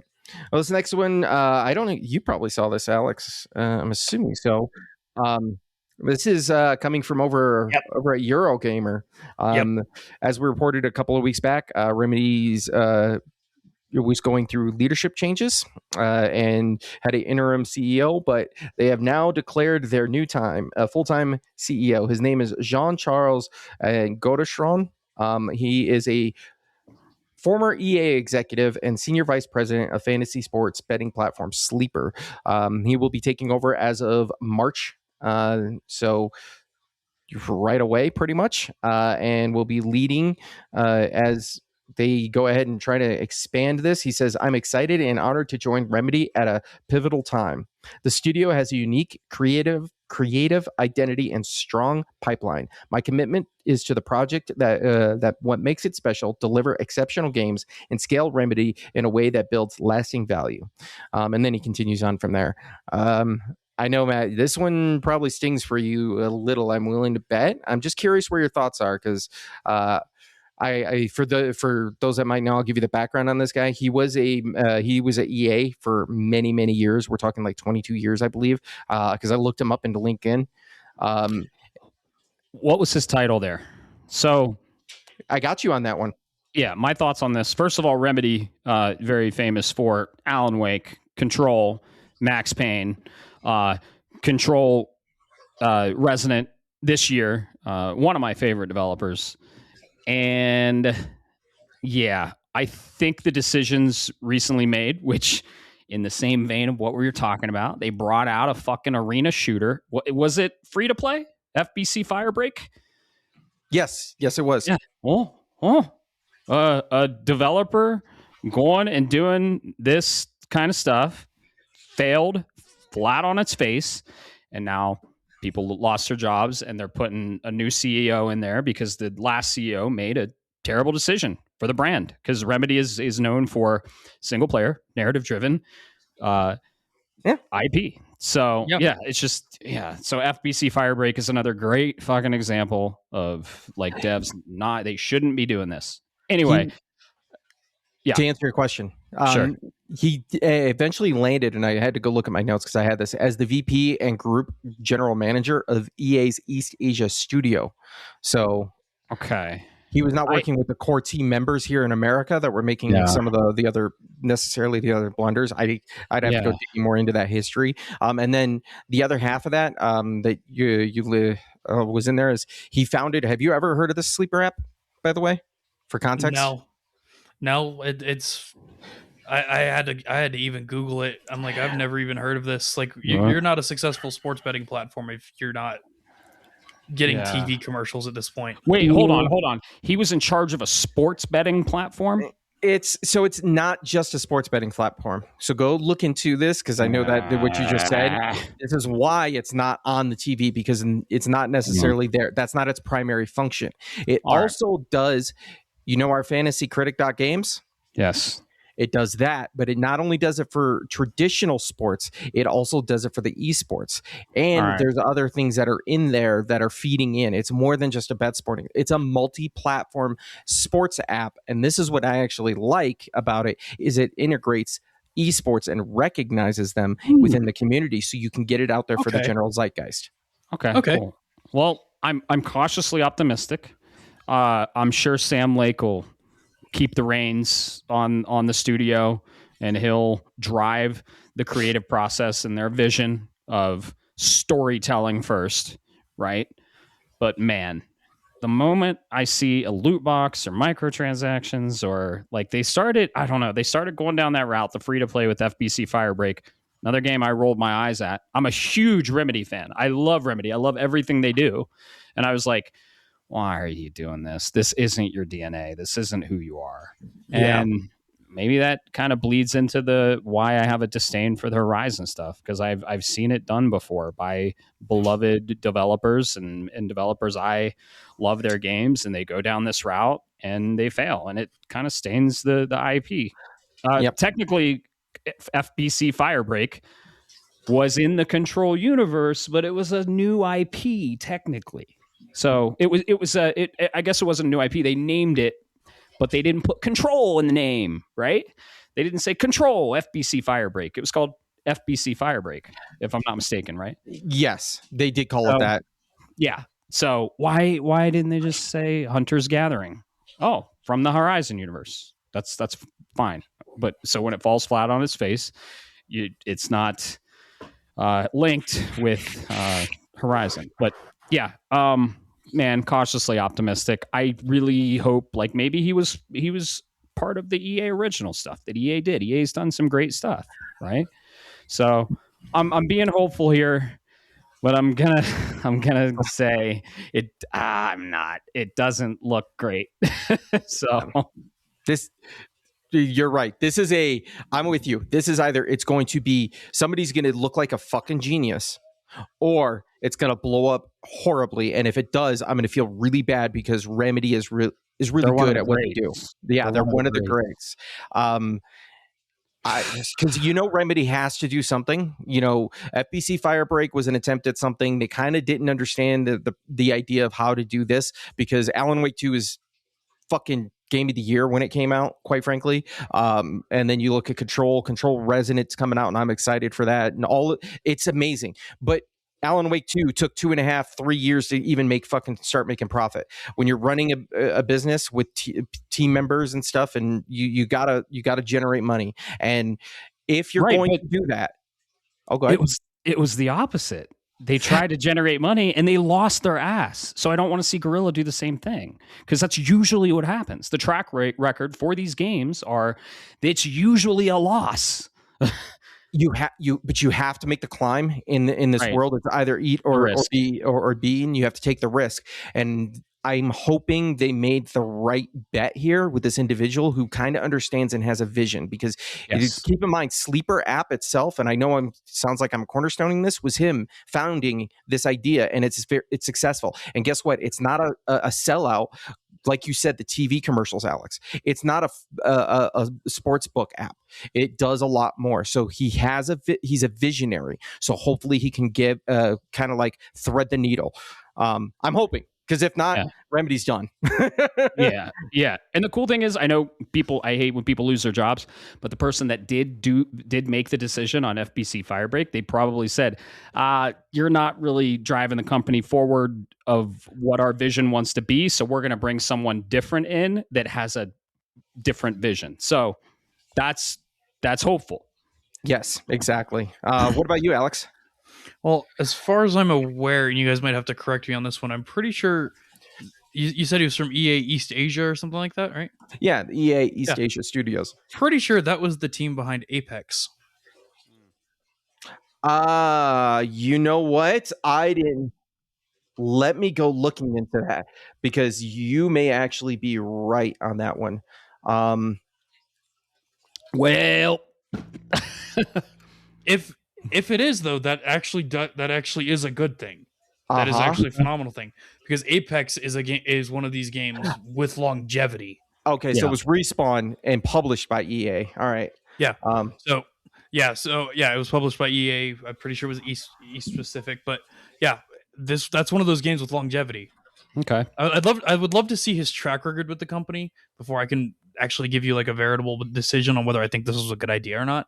Right. I think this was unfortunately a move that had to be made after FBC Firebreak was like it was, because if I remember seeing correctly, like Firebreak came out and they had to essentially put out a warning to the investors and say, hey, we're going to lose money. Or we are actively losing money, something like that. So something had to be done. And I think this was probably an investor push to get somebody else new in there. And if this guy does have a track record, this could be a phenomenal move. Cool. Because as we all know, EA does have some of the most successful franchises in video game history. They do. I mean, EA has a different ownership now too, or they're going towards a different ownership. They might.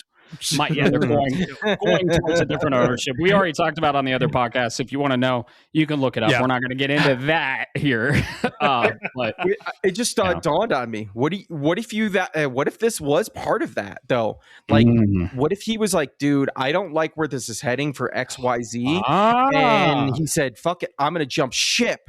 Yeah, and got poached in this process. Connecting the dots. Ooh, Yeah, that could. Yeah. And he said, Yeah. I want to be with a team that has more vision and does storytelling, and I don't want to be part of the. Ooh, yeah, you have a point, Bob. Good one. Yep. Love that. If that's the case, love that. And he could have seen the issues with FBC Firebreak and said, if that's what you wanted to do, I can help you make it successful. If that's what you wanted.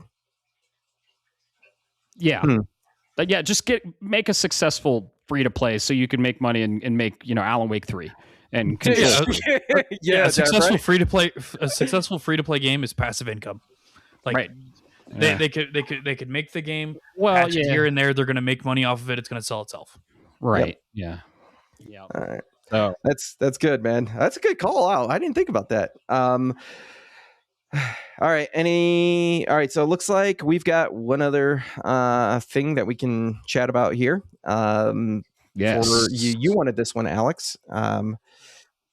So I will leave it up to you, or I'll set it up to you and hand it over. But I saw this as well. I didn't think about it at the time. I kind of went over it. Valve is working on the Steam machine as it was announced, but it has been delayed. And unfortunately, they've actually come out and said it. The delay and price unannouncement, if you will, is due to the current RAM shortage issue in the market. So that being said, I know you got thoughts, Alex. Go ahead and send them. Yeah. So first of all, props to Valve for delaying it. I would rather them delay it. Let us have it when the market settles a little bit and it can be more affordable. I don't know if you guys are as involved with the whole Nvidia nonsense that I am, but I heard they're dropping out of the graphics card industry. Is that true? We don't have to get into that. Yes and no. Okay. That's a story for another time, or a story over a couple beers outside of the cast, because that's a pretty big topic to really go down. I can talk about that one all day, and we don't got that for a podcast. No. We can go to Urban Animal.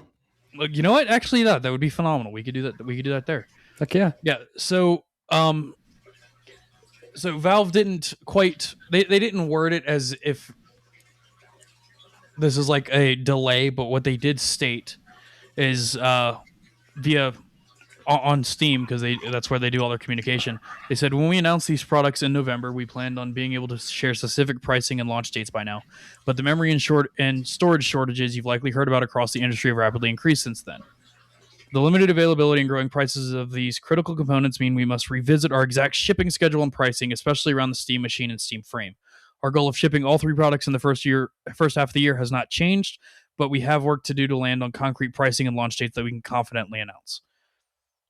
So the way that I look at this, and for anybody who's uninformed, we currently have a shortage for RAM and now M.2 drives for due to this AI bubble that's been going on across the gaming and entertainment industry. Which could be a whole podcast topic. It really could. It really could. That'd be a long podcast, because there's so much to go into that one. There's so many rabbit holes you could go down. A lot of pieces. I didn't know M2s were being affected now. That's M.2s. Yeah, and actually the reason why, because we can get into that, because that's a really short, brief one. So hard disk drives were originally allocated to these AI data centers, if you will, that have not been built yet, but we'll get into that.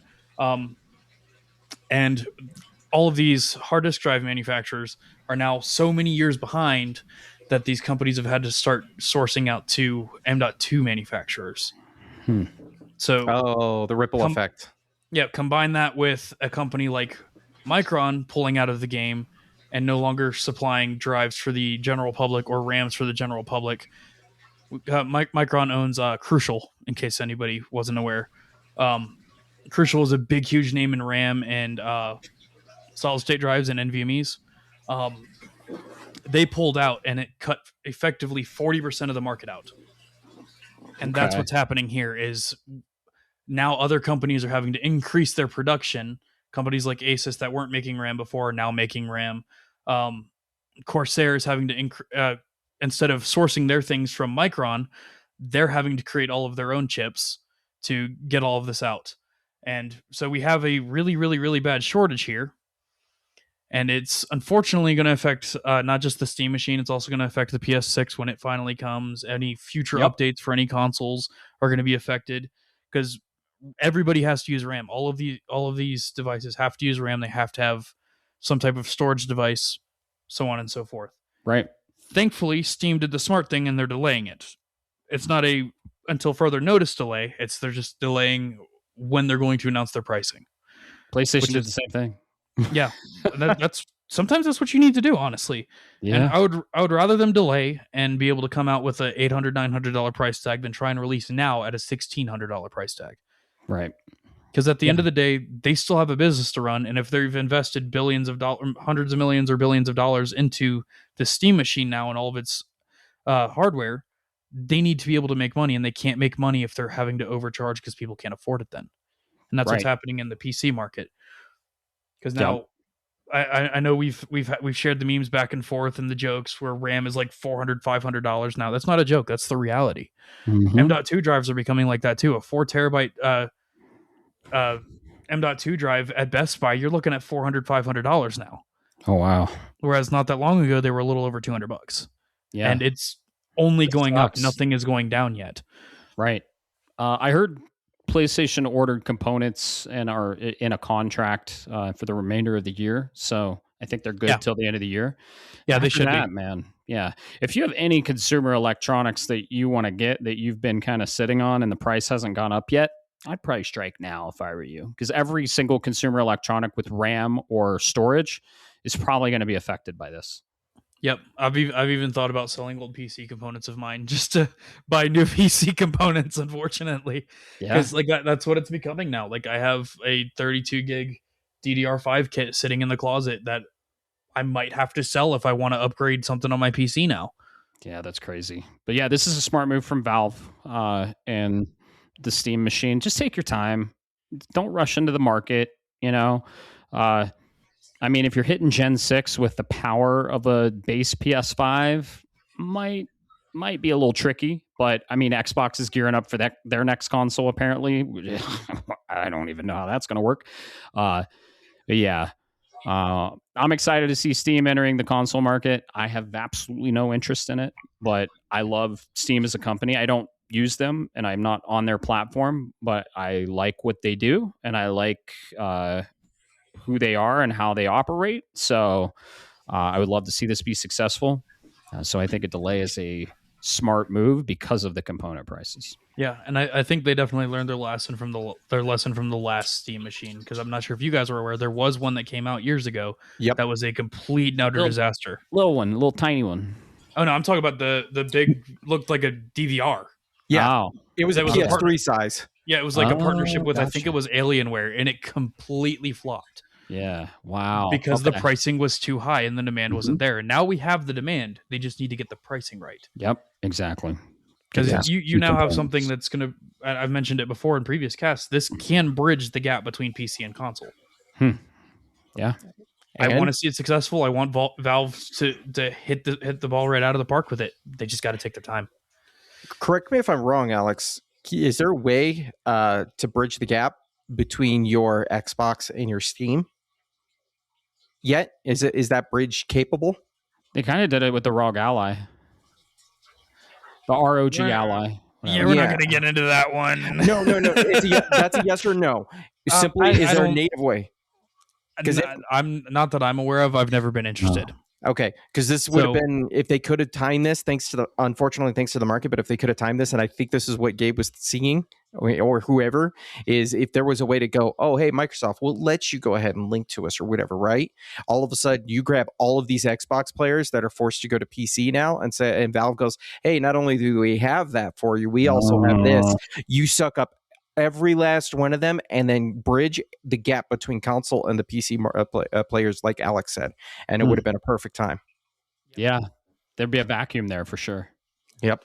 If they haven't gone to PlayStation first. Yeah. I'm still interested in getting a Steam machine. I'm more interested in getting a PS5 Pro now, but yeah, I still want to get a Steam machine. I still want to have the portability, because like, I don't know if you guys have ever seen it or been up to my game room when the times you've come over. My PC is not small. in the slightest. I can't really bring this downstairs and have this downstairs. Yeah, mine's a cube. It's massive. It's quite literally a cube. But that's awesome. Yeah, no, I would love to have like this the Gabe cube that I can have downstairs and play on my PC downstairs if I want to. Sure. Do I see the use case now necessarily for me? No, not really. But if I'm doing things like I go to MagFest or something like that, I don't have to bring my shitty laptop with me. I can bring that and a fucking monitor with me, and I'm good. Yeah, I can see that as a use case. Yeah. Cool. Well, I believe that's all we have for the news there, gentlemen. 1, 2, 3, 4, 5, 6, 7. There we go. What do you say we get into what we're playing? Oh, you son of a bitch. No.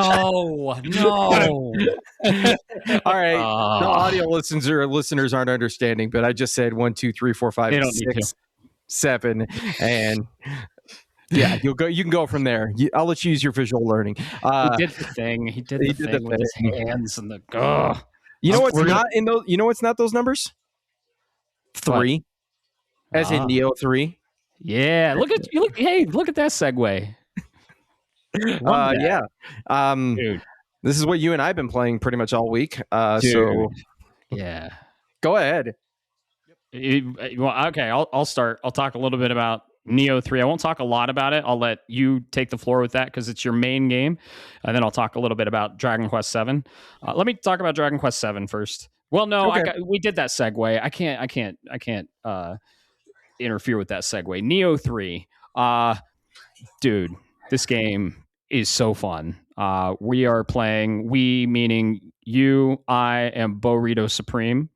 I played Nioh 2 with Burrito Supreme, listener, good friend of the show.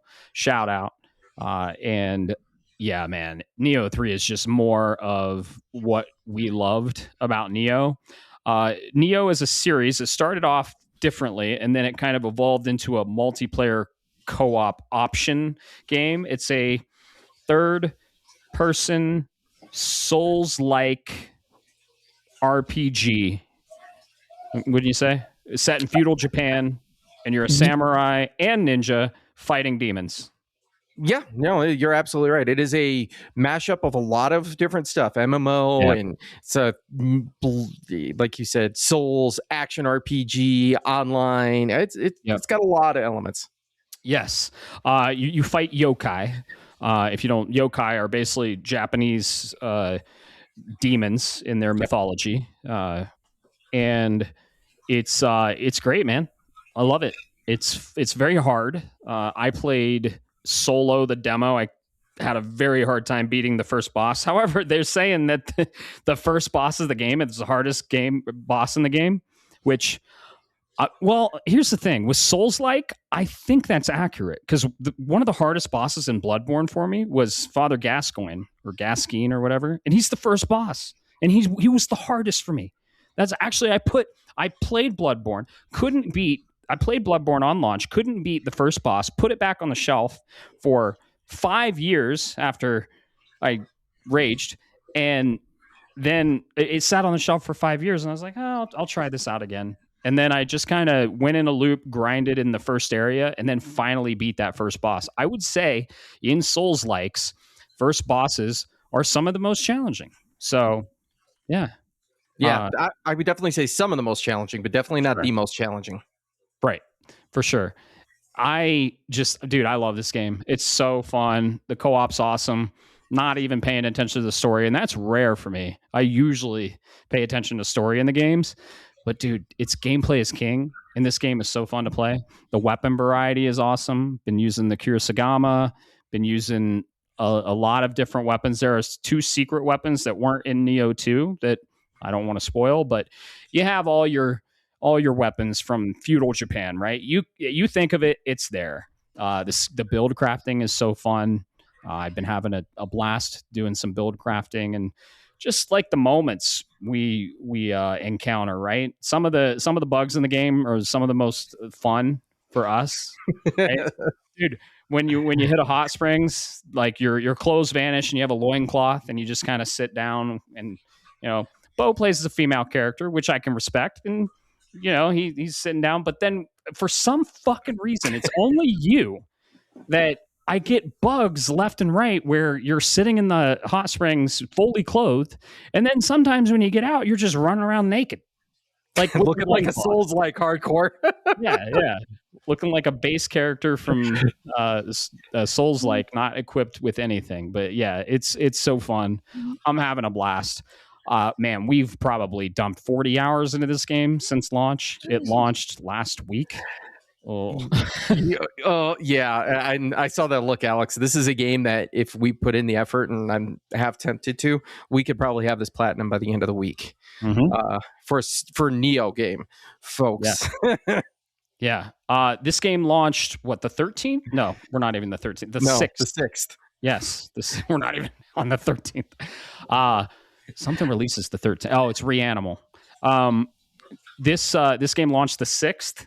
And yeah, we've been playing it nonstop. We've been having some big old game sessions, and we're probably going to play it after we're done recording this cast. So highly recommended. Very, very, very hard. It's a very hard game. Play co-op.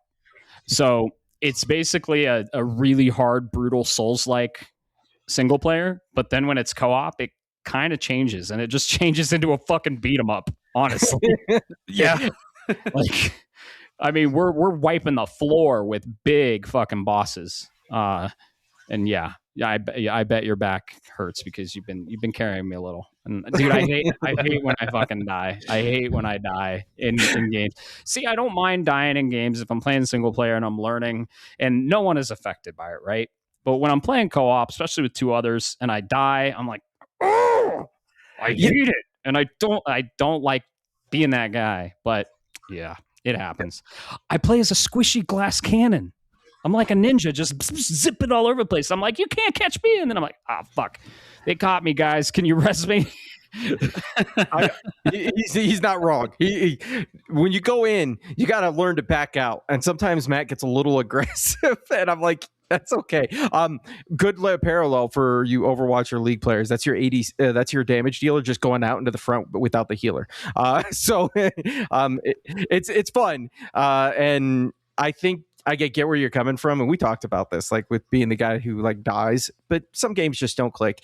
In this one, I love it because and I know it happens with Bo too, and it happens with me when the both of you are dead. I'm like, you know what? Time to lock the fuck in. I'm gonna 1v1 this, and I'm gonna just stomp this guy now. Like all of a sudden it clicks. You're like, whoo, and you go from I'm having fun to this shit got serious. And there's like this little adrenaline rush that comes in where you're like, oh, dude, I've got one healing flask left, and this dude's got 25% health. Let's go. I feel like Goku. Yep, that meme where he leans up, where you're just sitting back, just gaming, and then it's like. He leans up. Now you're serious. That legit happens to me because I sit with my feet up on the coffee table and just chilling. And then when that happens, I'll bring him down, and all of a sudden I'm leaning forward, like, all right, we're going. Oh yeah, and it's rare, but it did happen to me too. And I was like, all right, time to lock the well, shit, I died.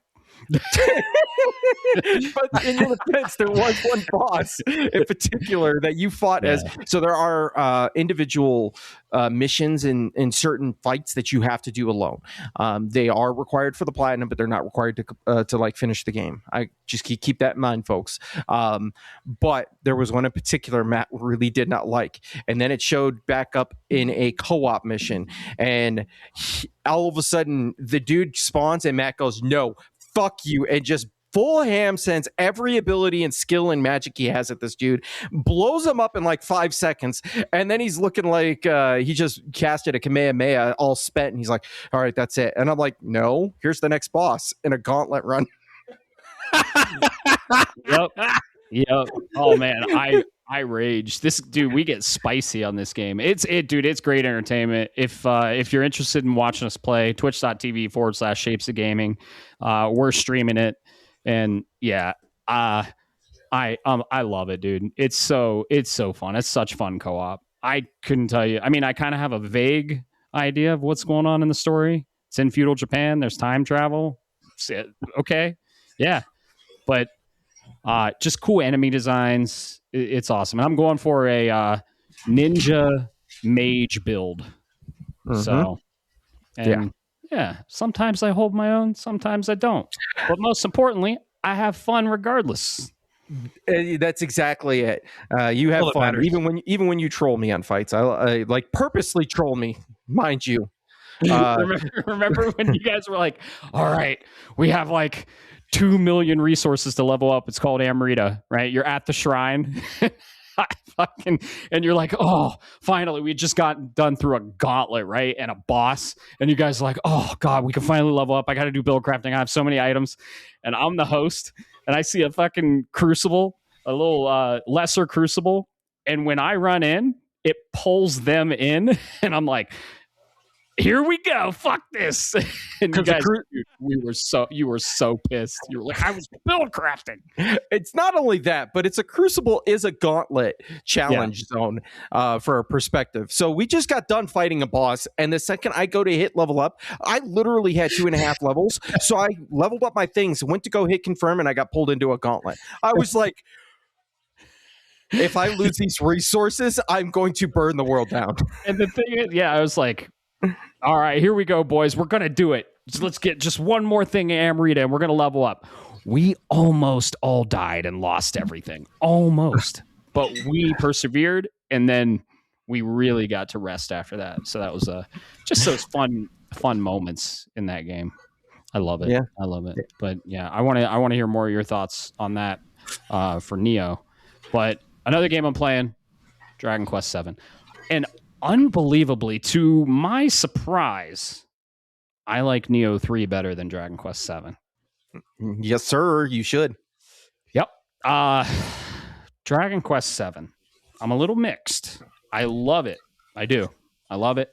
The characters are awesome. The story is amazing. I think I'm about 10 hours in.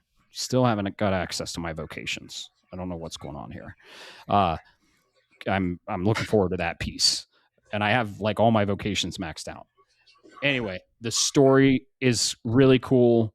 I want to know what's happening. I just got to, I think, the 4th island, and I encountered, I think it's a new character in the marketing material. There's multiple playable characters in a JRPG, not just the 3 starting characters you get in the beginning. Shocker. But I just met this one that I was really excited to meet. The character design, character storytelling is awesome. The battles are cool. Turn-based combat's really great. Music. Here, it's a double-edged sword here. The music in this game is fucking phenomenal. It's awesome. Yeah. Dragon Quest is amazing. Yeah. There's not enough of it when it comes to variety.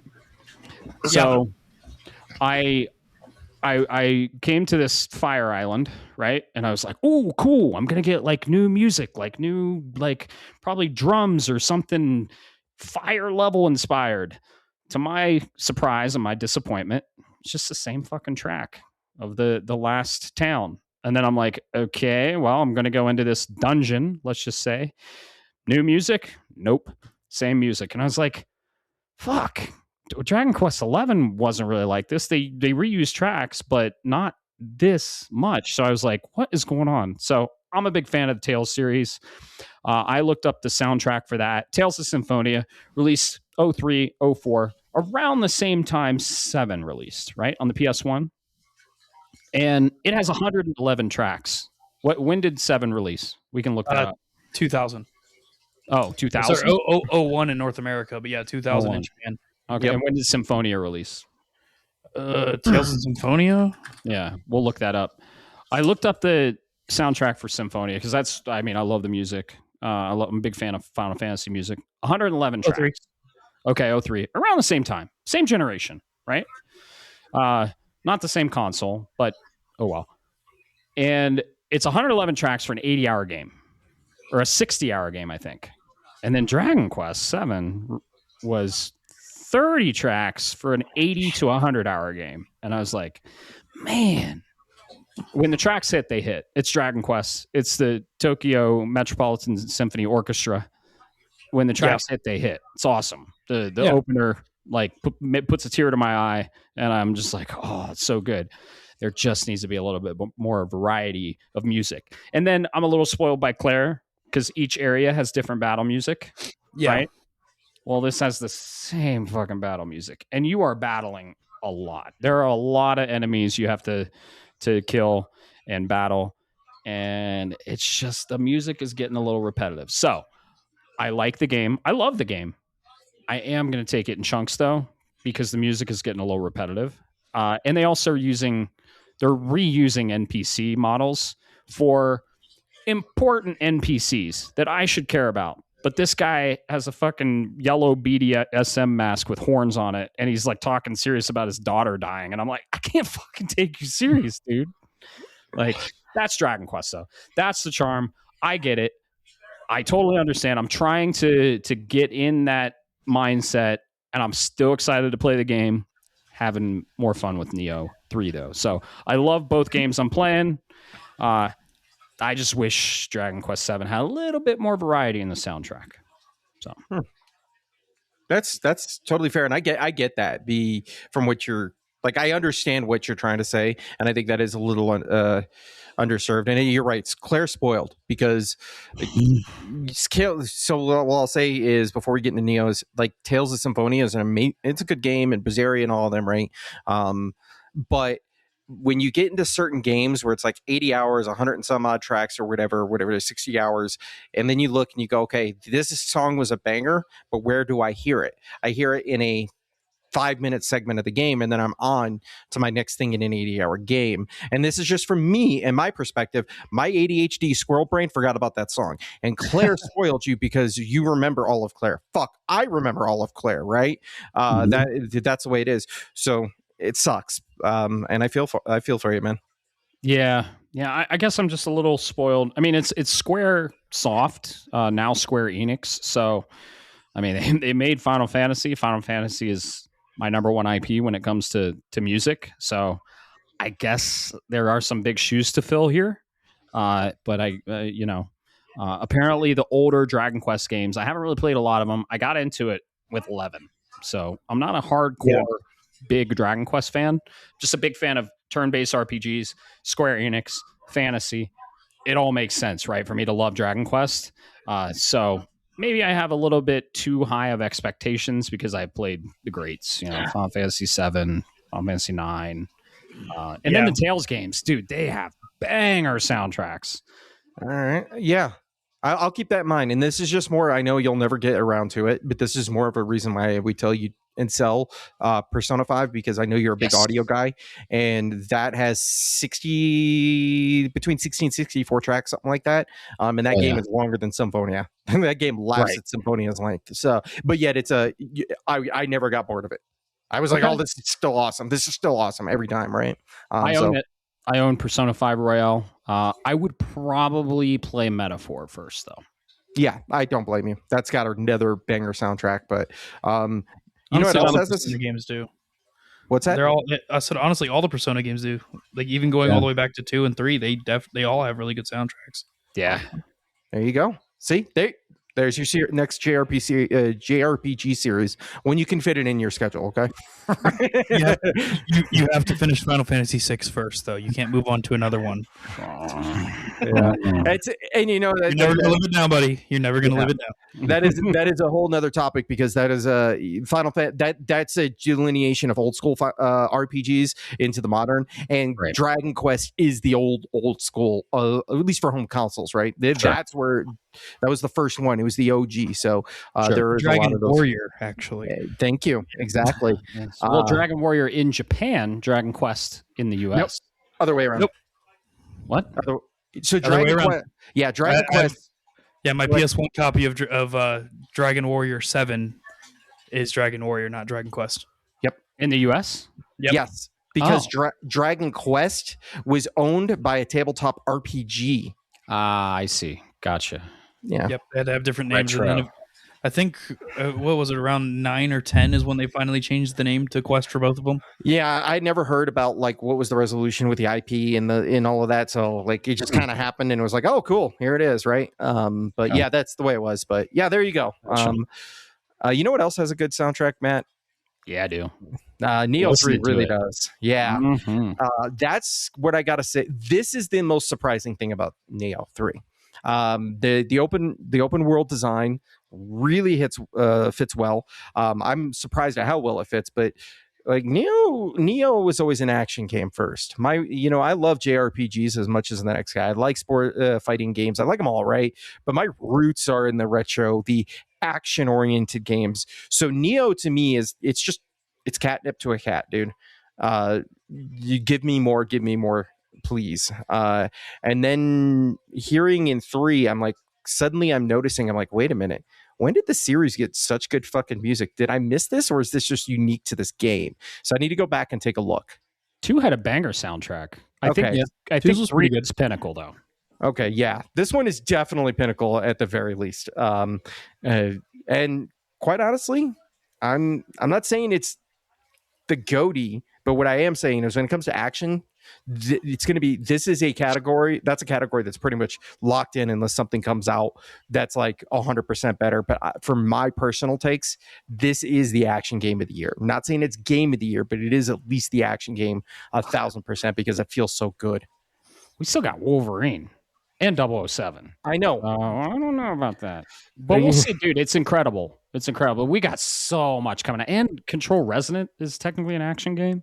Technically, but this has certain there's certain thing about it. Like it's a very technical action game. Like, oh, absolutely. With the customization that you can make, it's not a fighter, for example, or another game, or a Ninja Gaiden, if you will, where it's like, oh, you unlocked this ability, cool. Now you just got to remember the combo.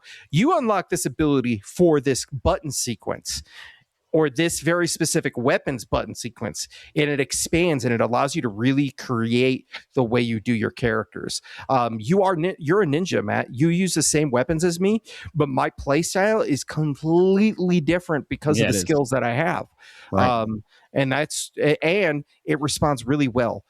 It's some frame stutters, but at the end of the day, we were really pushing these matches in what was being done. So I don't blame it. In single player, this thing's flawless, and it feels so there's their audio cues. It feels so good when you go to do that burst counter and you hear that charge up, and then you find that you're like, bring it on, and then you get it on the first try on a boss. Oh, it makes you bricked. Oh yeah, and the impact of your hits and the enemy hits, and dude, the graphics. This game looks fucking good. So yeah, and then there's like executions that you can get for winded enemies that are out of their key, but then the animations are different depending on the weapon and depending on the enemy type. So like for humans on mine, Alex, with the fisticuffs, he just literally beats him to death like he's E Honda. Just all of a sudden, just starts beating the dude down left and right, and with fists. It feels so good. But yeah, that's Nioh 3. This is probably outside of a tricky trophy that I'm not aware of. I've looked and I don't think anything's too tough. I'll probably be shooting for the platinum here very shortly. Yep, same here. I think we'll get it maybe by end of week. If not, definitely before RE9, which I'm super excited for. Another good action game. Yeah. Well, half part of it. Yep. So, man, couldn't be more excited for that. But yeah, you said it perfectly. And they went to the open world formula, which sometimes you roll your eyes out. You're like, oh, but it works. And they nailed it. And the open world is so fun to explore, and there's so much to do in it. And it's so full of life. It feels like a living open world. So, yeah, they nailed it. Yeah, absolutely. So many good elements. But yeah, that's it. You'll hear more on it. What do you say we torture this guy and let him off the leash there, Matt? Oh yeah. And just to reiterate, if you want to watch us play it, you want to watch these antics with us and Bo in real time, you could check it out. We are streaming it every play session. Don't worry, I remind Bob every time. I'm like, hey, you streaming it? At twitch.tv/Shapes of Gaming. So catch us there. Alex, this is your time. It's finally happened. You're finally part of the PlayStation 5 community and family, and you finally got a PS5. Coming from a PC, still on PC, I would say. Yeah. For now. And having a PS4 already. I know, I'm just giving you shit. I know. you had a PS4 already, right? Yeah. And you've been wanting to upgrade to a PS5 for a while. So you've been part of the PlayStation family. You haven't been really prominent. You play some games on PlayStation, but you're primary PC. And you've been wanting a PS5 for a while. You finally got it. What, dude? Tell us your thoughts on it. What are your biggest takeaways? What's different than PC? What are the downsides of it? What are the upsides of it? Tell us everything about your PlayStation 5 experience and what games you're playing on it. Well, I can probably start with the games that I'm playing on it since we're on that topic right now anyway. Sure. So the first game that I booted up as soon as I got it home, like we said earlier, you guys went with me to Best Buy, made it a whole experience. You grabbed In and Out afterwards. Yeah, we did. Hung out for just a little bit to go get the PS5. I brought it home, did all the updates. First thing that I installed was Clair Obscure. Hell yeah. Unfortunately, the first thing I installed was Clair Obscure. And you fucking played the whole thing. Like, come on. For the seventh time it is now, Alex? The seventh time? I played all the way through the game for the 7th time. What did we learn? That I have a problem. He's treating this like an AA meeting. Hi, my name's Alex. I'm an addict. But yeah. Yeah, no, so yeah, I booted up Clair Obscure. I finished the main game in right around 12 hours, went on to do trophy cleanup, found my way doing the DLC instead of trophy cleanup, did all the DLC, and then decided I didn't want to finish it. Yeah, because it's your 7th time, and it's a huge story-driven epic RPG that takes like 80 hours to complete. Yeah, I've already got this on PC. Do I really want to get this again on PlayStation? I do, just not right now. Yeah. But there's another game that I was putting off and putting off and putting off because it just wasn't picking up at all, and then it did. We'll get into that in just a minute. Oh yeah. Yeah, played through Clair. What are the biggest differences that you saw? Like between, because you're a great person to talk to. You played it all the way through, 5 or 6 times on PC, all the way through on PlayStation 5. What are your biggest takeaways? What are the biggest differences? I am fucking ass on console. Gotta get that edge. Gotta get that edge. No, this lovely, linear optical keyboard. Yeah. This linear optical keyboard is a lot faster than a PlayStation controller trigger. So, yeah, I'm ridiculously fast with my keyboard. I always have been. I've been playing PC for a long time.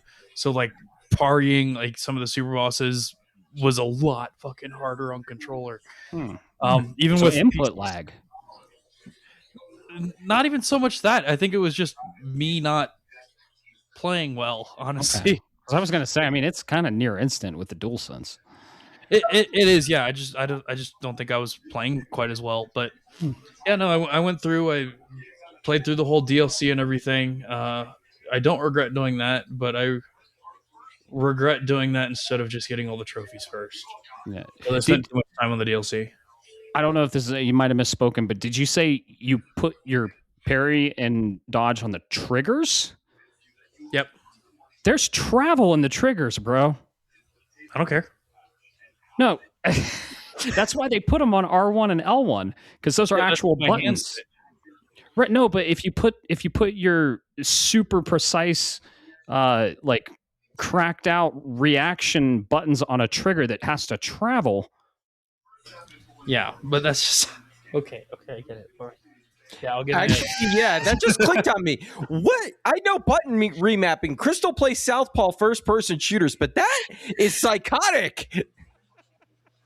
I'm sorry, I don't mean it. Yeah, that's probably why you were having trouble because there's travel in the trigger. Like you have to. That's okay. Yeah, it is what it is. I learned from my mistakes.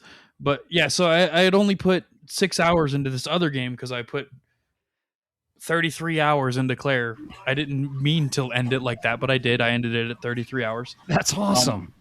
I'd only put 6 hours into Death Stranding 2, and I hadn't given it a chance to blow up yet. Or I hadn't given it a chance to blow up yet and get good. And then something happened at the 7-hour mark, and I haven't touched anything else since.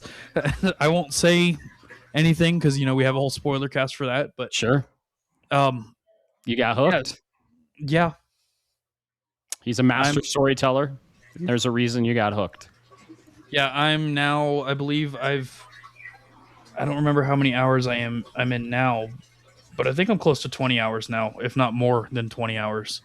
And I'm about a quarter of the way through Australia now, which is not bad timing, honestly. I think I'm about a quarter of the way through. I'm in episode 4 or 5. Okay. I don't remember. Yeah, I'm having a good time with it. I'm taking it slowly. Cool. Taking it slowly. I'm having a good time. The game's just as much of a fever dream as the first one was. It's been a treat.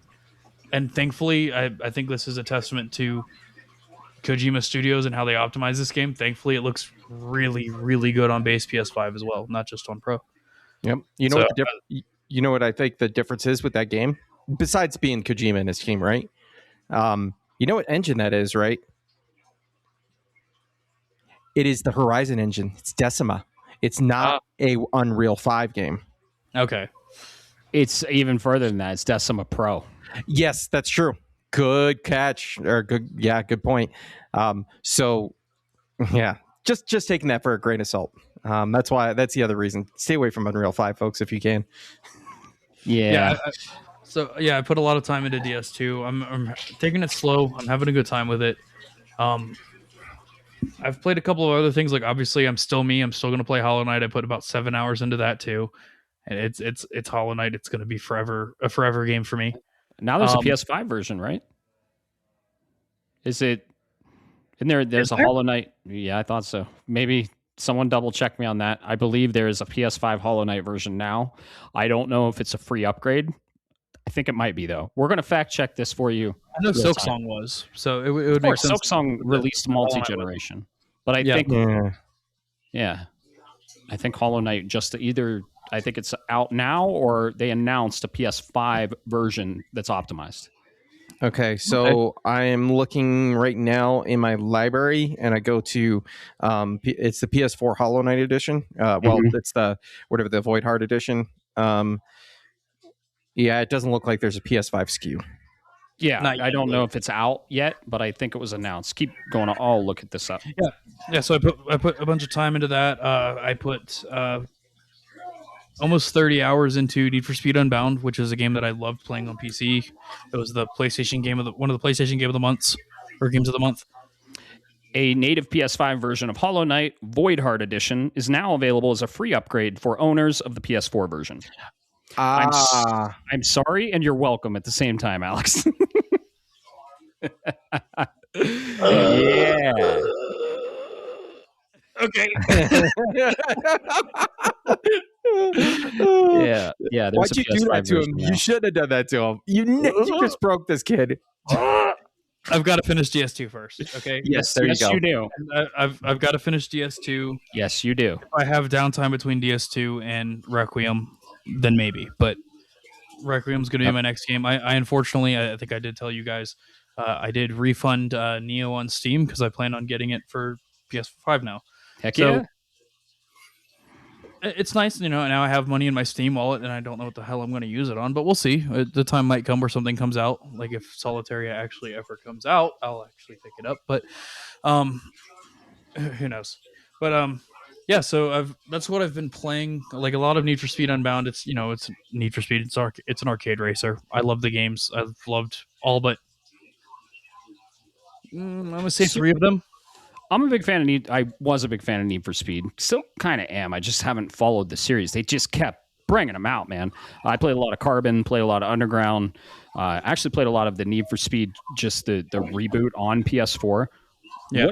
What game in the Need for Speed series is this most like? And is it a good one of the series? It's not like any of them, actually. Okay. Criterion did a really good job. They made a standalone one that it's not following the Need for Speed reboot timeline or anything like that. It's not anything like Rivals was and how much of a mess of a game that was. Yeah. But it's really good. It gives us a more Like the cars are still as realistic as they need to be. Like the world's still as realistic as it needs to be. It's a Need for Speed. Yeah. The character models aren't, which is nice. I'm glad Right. they didn't spend too much time on those. And the game almost has, in some aspects, like a cartoony feel, like a Burnout game would. Okay. But Criterion also used to work on the Burnout franchise as well, so there's a good bit of crossover there. So it feels like I'm playing Need for Speed, but I'm also playing Burnout Paradise at the same time. That's fucking a really awesome. fun game. I wouldn't have put.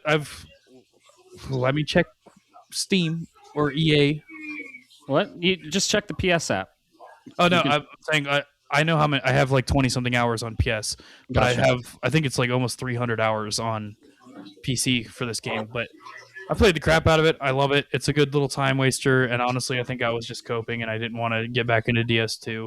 And then I did, and I'm heartbroken, but I'm happy at the same time, and I have to keep going. Yes, you do. Because I want to know. Because you guys know what I'm heartbroken about. The listeners might not, but yeah, that's why we avoid those. A lot of our listeners do know what we're talking about, but a lot of our listeners don't, and we don't spoil stuff here on the podcast. Oh, I know. So I know. If you know, you know. Yeah. So yeah, I'm gonna finish that damn game. Like, good. Do you think you're gonna? I don't think you're gonna finish it before Requiem, but I mean, it depends on how much you dive in and how much you follow the golden path, right? And here's my suggestion on this game, and I told Bob this. I mean, have fun, right? Explore as much as you want. Just know, the more you follow the golden path, the more tools you're going to get to make all of the exploration and all of the side stuff 10 times easier, just like the original game. So I've noticed. Yeah. Like, I'm talking worlds easier, right? Mm-hmm. Dude, in the original Death Stranding, I was exploring a ton, and I'm a completionist, right? And I think it was Bo. He's like, you need to follow the golden path a little bit more. And I'm like, yeah, but I want to explore everything. And I was like one mission from getting the fucking vehicle. So, I was doing everything on foot. And he's like, just follow the golden path. Trust me. So I didn't make that mistake with this one because I did with the first game, and I was like, I'm gonna get a vehicle. I know I am. Yeah. When's it gonna happen? Oh, there it is. Cool. And this is in the marketing material. You get a vehicle way early on in this game. I wish they kind of lengthened that a little bit more, so you were more on foot and you had that like real Death Stranding feel. The game does make up for it with the vehicles being a little bit harder to make it through a lot of areas. So. I was going through everything. I'm not. I'm not risking. I don't want the battery in that thing to run dry when I'm over here doing missions I'm not supposed to be doing. You should see how I play Death Stranding. Okay, so I'm going to give you a pro. I know that that's got emphasis on the Stranding part. Yeah, I got to give you the pro tip. All right, get the truck and don't worry, because unless you absolutely fucking destroy that vehicle, you can go over mountains, and the game is and the cargo, you'll be safe. It's just like, whatever, cool. Don't run into something really fast, and don't make a big jump where you land hard, because you will destroy. Yeah, you'll destroy your contents in there, or you'll. I know. I have all of like. I think when I hopped off last night, I had like 800 metals sitting in the back of the truck, just making bridges everywhere. It was all I was doing yesterday. And because we're your friends on there, first of all, create a porter contract with us. We'll show you how to do that. So then you can see our structures, and we've built all the stuff. Let's just say that all the stuff. Okay. And that'll help you throughout your game. So I've been putting structures down everywhere for other people. Yeah. Isn't it awesome? The Strand genre. It's fucking. He's a goddamn genius, dude. It's been a phenomenal game, and I wish I had gotten to it last year.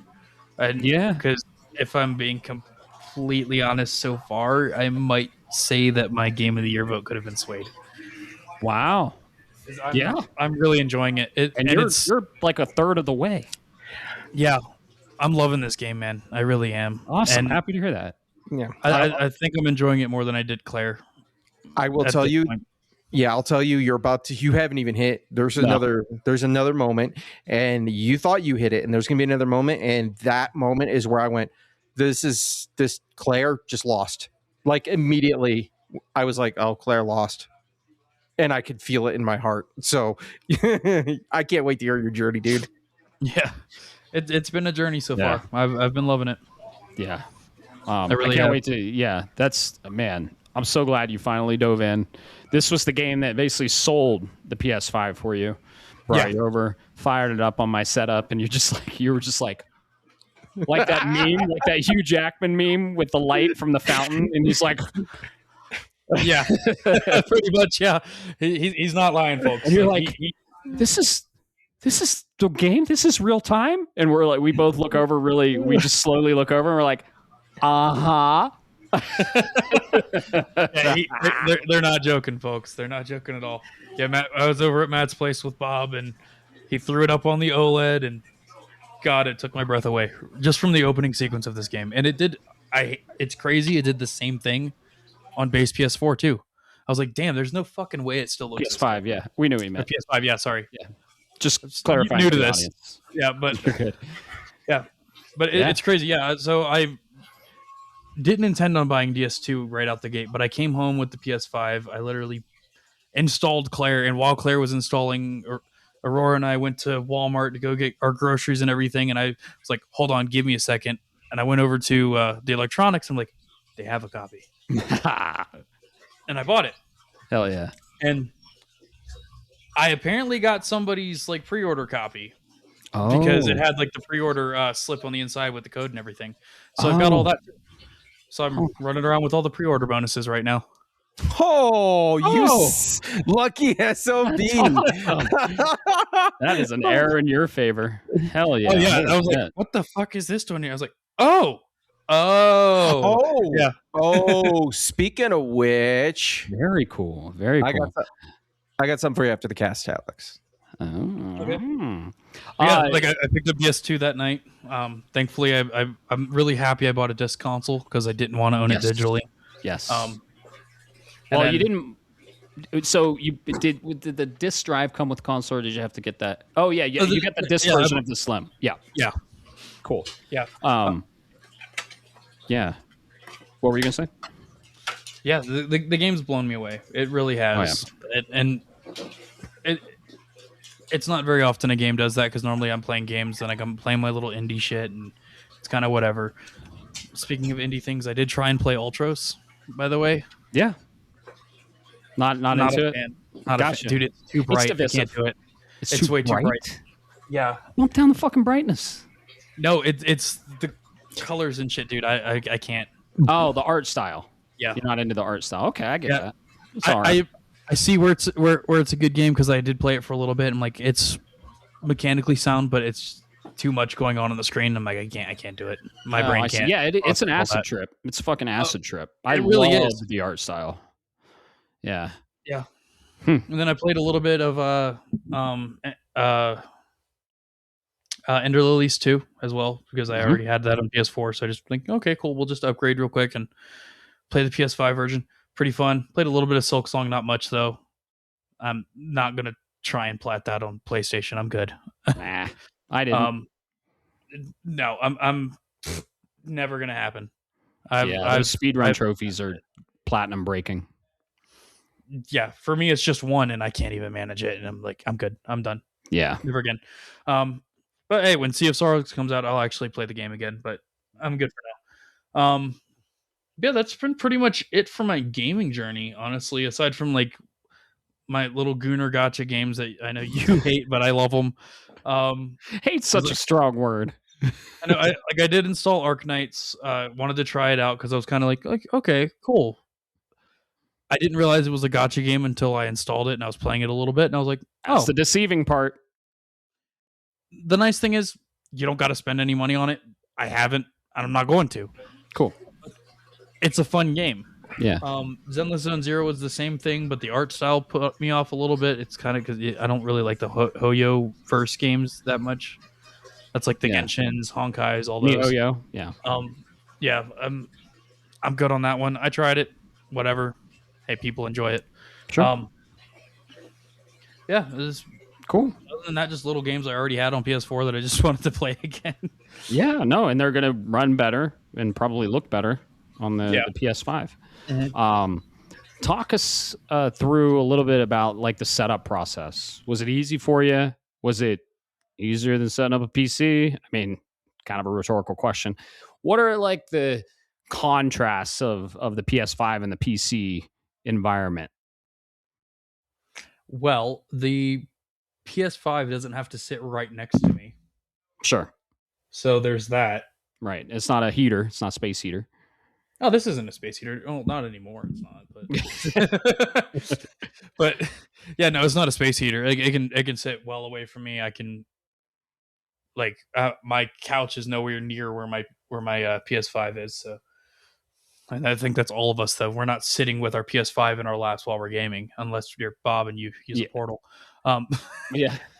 I play with my Portal in bed. Thank you. Of course you do, buddy. I'll get a Portal. I like the Portal. I don't like just the screen. I want to get it when it has no. I like the idea. Now that I know the OLED's coming out, I'm gonna wait and get the OLED. Yep. There you go. There you go. But well, not confirmed, but heavily rumored by a creditable source. Yeah. Hey, that might be an announcement today. Could be. Today being Thursday. Yeah. It's the PlayStation Store has a lot more on it than it used to. If I'm being completely honest, like it's kind of a good thing and kind of a bad thing sometimes. Yeah, there's so much now. That's the problem. Yeah. But other than that, the setup. Yeah, no, it was pretty much just plug it in and go. Like I already had the PS app on my phone from my PS4, and I have it all set up to just like scan a QR code and I'm in. So yeah, it was pretty simple in the setup. I was very confused as to why the hell my controller needed a firmware update. Oh yeah, that's right. That started this generation, didn't it? And before, did it ask to plug it in? Because okay, it won't anymore because they updated it through an update that you can update it wirelessly now. Okay, after you update it, right? Update it through the update, and then it gets updated. Yeah. It was crazy because I was like so excited to play. I'm like, yes, the software update's done. My controller's got a fucking update. Yeah. But it's super quick, right? It's like 5 seconds. Yeah, and then like as I was playing, I noticed why. I was like, oh, cool. Like especially on Death Stranding, DS2, like you're shooting the gun and the trigger has some feedback in it. That's super awesome. It's the same way. It's the same way in Need for Speed Unbound too. When the cars shift, you feel it in the trigger. Like, that was definitely a day one feature. That wasn't part of an update. And the DualSense I mean, I think the DualSense is next level. The reason it's called the Sense is because of the haptic triggers and the fact that you can like feel, and it has resistance. So if you ever play like a game where you shoot a bow and arrow, you feel that resistance in the trigger. Yeah. And it's just, dude, so at some point you got to play Astro's Playroom. It's built in on PS5, and it conveys and showcases the DualSense, the features so well. We all thought it was going to be a gimmick. It's not. The DualSense is like next level when it comes to haptic stuff. Yeah, it definitely adds to the experience for sure. Yeah, it really does. Yeah, so it plays on the last sense the last of the 3 senses that we don't invoke in gaming. Of course, we can't taste the game and we can't smell the game, but we can see, hear, and now we can feel the game. Yeah. So, yeah, it was definitely eye-opening. I didn't realize it was going to be like pretty much on every title, but it is. Yeah. Everyone I've played so far. Developers are utilizing it, and I love to see it. So. Did you play chance by chance? Fuck, English is hard. Astro's Playroom. That's what I was just saying. No, I did not. I have not yet. That's what I was just saying. I was like, you should play Astro's Playroom because it's built in. It's baked into the PS5, free. Take notes, Nintendo. Sorry, Playroom. Astrobot. Yeah. Yes. No. Okay. The only game that, aside from pre-orders, that I've bought for PS5 has been DS2 so far. Okay, and the reason I say this is because all of what you described is amazing and takes advantage of it. And then you're like, oh, this is kind of cool. And then you play Astrobot and you go, oh, there's so much more here that has the potential to be unlocked, but hasn't been tapped yet. Yeah, so, okay. Astro's Playroom is kind of like a tech demo that was built in to showcase what's in the PS5 and how the DualSense works. And then everybody loved it so much, and Team Asobi was like, we want to create a full game. And they did. And it was fucking game of the year. And it's on the level of a 3D Mario. Okay. And it's fucking incredible. It was my game of the year that year. And it won game of the year. So. Okay. Yeah, I'll have to look into it once I've got more time for other things. For sure. Like Astro's Playroom is going to take you 5 hours, maybe. Astro Bot, more of like a 30-hour game. But if you're a fan of PlayStation or you're a fan of any PlayStation IP from, PS1 to PS5, it's a celebration of that. Both of those games are a celebration of PlayStation as a platform and the IP that's involved with it. And just like around every corner in Astro's Playroom, I was like, oh. Yeah. You got me. And I had to look because 30 hours seemed a little high. Astrobot can be... Sorry, to platinum. No, platinum, you can do it in under 20. Oh, well. Okay. It took me 30 to platinum. To try hard, because I was smiling ear to ear and I was just running around in circles, feeling the sand on my fucking finger. You're feeling all of the... You'll know this, Matt. You're feeling all those apples falling on you every time you win. Yeah. Yeah. My time might have been a little padded. I was exploring left and right in that game. I was just like a kid in a candy store, man. And then I would interact with all the bots. You know what I'm talking about? Just like, oh man. I was just at one point I had that game platinumed and I would just like boot it up and just it's like a little playground in there. It's just like, so good. I'm with you. It happens to all of us. Look at me. My Hades 2 playtime is like 100 hours because I'm just like, fuck it. After a certain point, I'm stopped chasing the trophy and I'm having fun just doing shit. That's what it's all about. Yeah. Video games are fun. So that's me with Binding of Isaac. That's my roguelike of choice. Nice. Nice. What was it like popping your first trophy on PS5? Phrasing. Yeah, what was it like popping your first? No.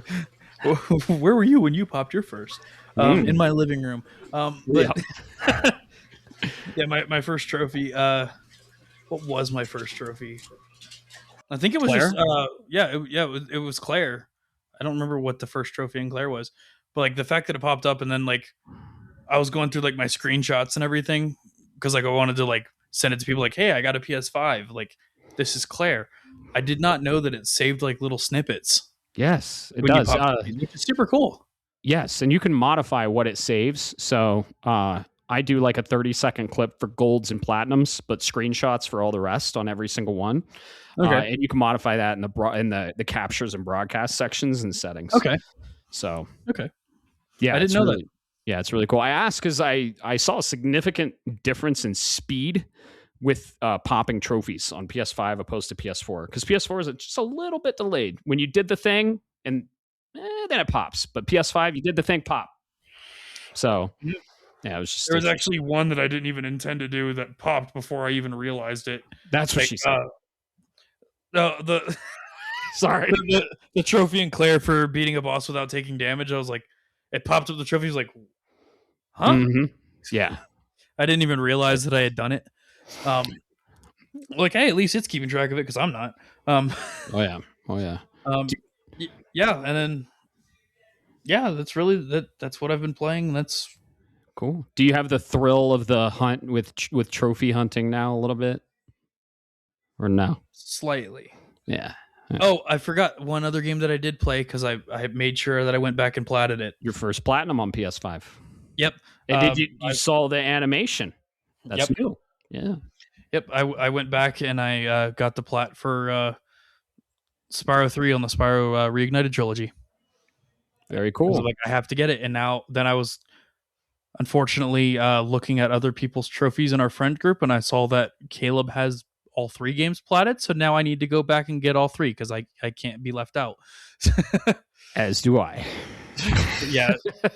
The third one was like not that bad.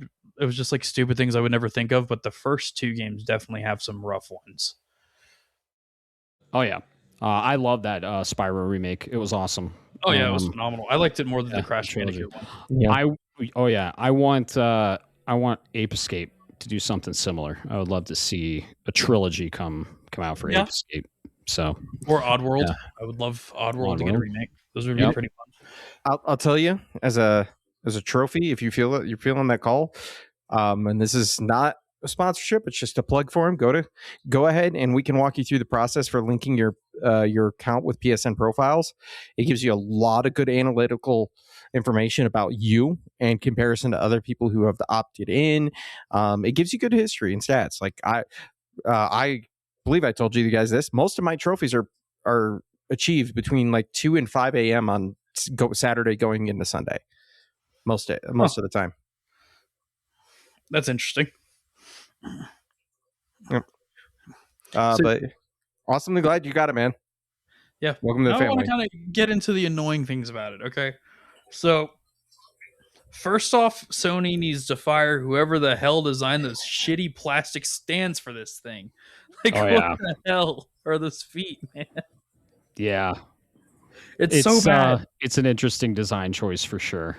It's really bad. Yeah. But it's worse on the Pro because the Pro is bigger and heavier.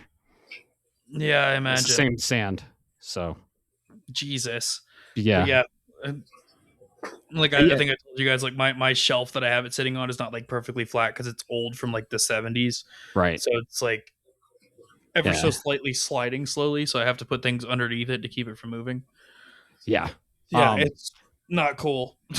But yeah, as for the PSN profiles, Bob's completely right. It's awesome to track and get all your stats and everything like that. And then link your PSN with Discord so our community can see the games you're playing. And if they resonate with one of the games, they can be like, hey, yeah, what do you think of this game? Or how are you having fun? I was curious about that. Can I do that just natively on the PS5? It takes you have to configure it on both sides, and you have to make sure there are specific settings open. Okay. Yeah, it takes a little finagling and testing. So it's a bit of a convoluted process, but if any of our listeners, if you guys want to know how to, if you ever see while we're in Discord and you see the game we're playing, that's how we did it. You can link your PSN to Discord, and it shows you what we're playing. So we actually do play games. So you can see the games we're playing real time, or even watch them on Twitch. Yeah. So yeah, man. So PS5, it was an awesome setup. It's what are like upsides, downsides to PC? Any upsides, any downsides? Like just like 3 of them or something. And then we'll give you our top 3 recommended games to play on PS5. Okay. So upsides. First of all, portability. All day, every day. Like I've had to take it upstairs to play it up here. Like if Aurora's here with like my mother-in-law or anything like that, using the TV, I can bring it up here. It's a whole lot easier than carrying around this fucking PC. That's for sure.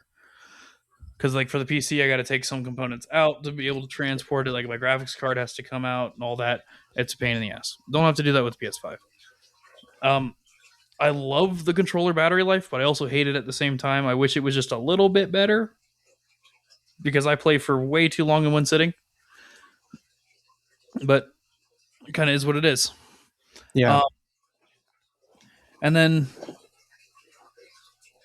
another upside, it's really quiet, honestly. Like my PS5 or my PS4 sounds like a fucking helicopter trying to take off. It doesn't. So it's really refreshing there. I don't have a loud console that I have to hear all the time. I wouldn't say it's whisper quiet, but it's not anything notable. I'm not going to hear it over my games or anything like I would with my PS4. And that's really awesome. Cool. And everything runs smoothly. I think I'm getting a solid 60 frames on everything that I'm playing so far. I'm not really playing anything super crazy. I mean, DS2 is probably about as crazy as it gets. And I'm not seeing any frame skips, anything like that, which on PC you do see that sometimes. Like even on highly optimized games, you'll still see some drop-offs. But yeah, it's been really solid. Really, really, really solid. But the negatives. Well, I'm happy to hear that, man. I'm happy it's been a positive experience. So the negatives are so minor that it's like not even really noteworthy. Like I wish I could have my like themes from PS4 on PS5. I get why they don't have that because every game has its own like setup menu or like console menu, which is cool. But like it'd be really cool to have my Kingdom Hearts ones. It'd be really nice to have my Final Fantasy ones. But it is what it is. Yeah, you can change the theme. There's some presets in there. Yeah, I saw those. Yeah, it's not quite as cool as I'm scrolling through my PS4 and I hear the Kingdom Hearts menu sounds as I'm going through it. Yeah, totally. It might be coming. Who knows? They might give you that option. So if they don't, it's no big deal. Like it's not really a selling point on the console for me. It was just like it would have been nice to see that. Right. Like the Kingdom Hearts ones, especially. I earned those. It would have been nice to have them now. Yes. Like finishing KH2 in crit mode was no small feat. And I would love to have that background, but it is what it is. I've got my PS4 for that if I really want to complain. Very true. Very true. And you see a huge difference between PS4 to PS5. It's a jump in a generation. So yeah, it's a massive difference. Yeah. Like I'm coming from a base model PS4. I didn't even have a Pro. I still have a base model PS4. So yeah, it's a massive difference. Oh yeah, that's a huge jump. Yeah, because you skipped the Pro, the PS4 Pro, which introduced HDR. Yeah. Wow. So dang. Okay. Cool. Yeah. I'd say let's give him our 3 recommendations to play on PS5. What is a great showcase for the PS5? What game should he play? So I got 3 of them for you. One of them you're already playing, so I'm very happy because I think Death Stranding 2 shows what the PS5's really capable of. Right? I agree. The other 2, and believe it or not, I don't have a single first party in here, Matt, because I think if you want to see another great features of what the PlayStation 5 is capable of in the right developers, go play Control. Yes. Yeah, that has a PS5 version too. Has a PS5 version. Yep. And then the other one that I want you to play, because I think visually, and this is just me, because I think the PlayStation is visual machine, and that's what it's for. You want to see I know Matt's going to disagree with me here, but you want to see what I think is probably one of the most beautiful games I've seen on PlayStation. Go play Alan Wake 2, and I will tell you this much. I can get you started on your journey because I have a copy of Alan Wake Remastered right here that came with my physical edition. I have not popped the code. It is yours for that journey. Yeah. Look at that. A gift live on the cast. Amazing. Alan Wake's an awesome survival horror. I'll gladly accept. Yeah. Psychological thriller. Oh man, I could talk all about Alan Wake. It's in top 5 survival horror. That's a good list. I like it. Mine would also be Death Stranding 2. You're already playing it. I know you're not into this type of genre, but I highly, highly recommend something else in the Decima engine. It just got remastered. Start with Horizon Zero Dawn Remastered.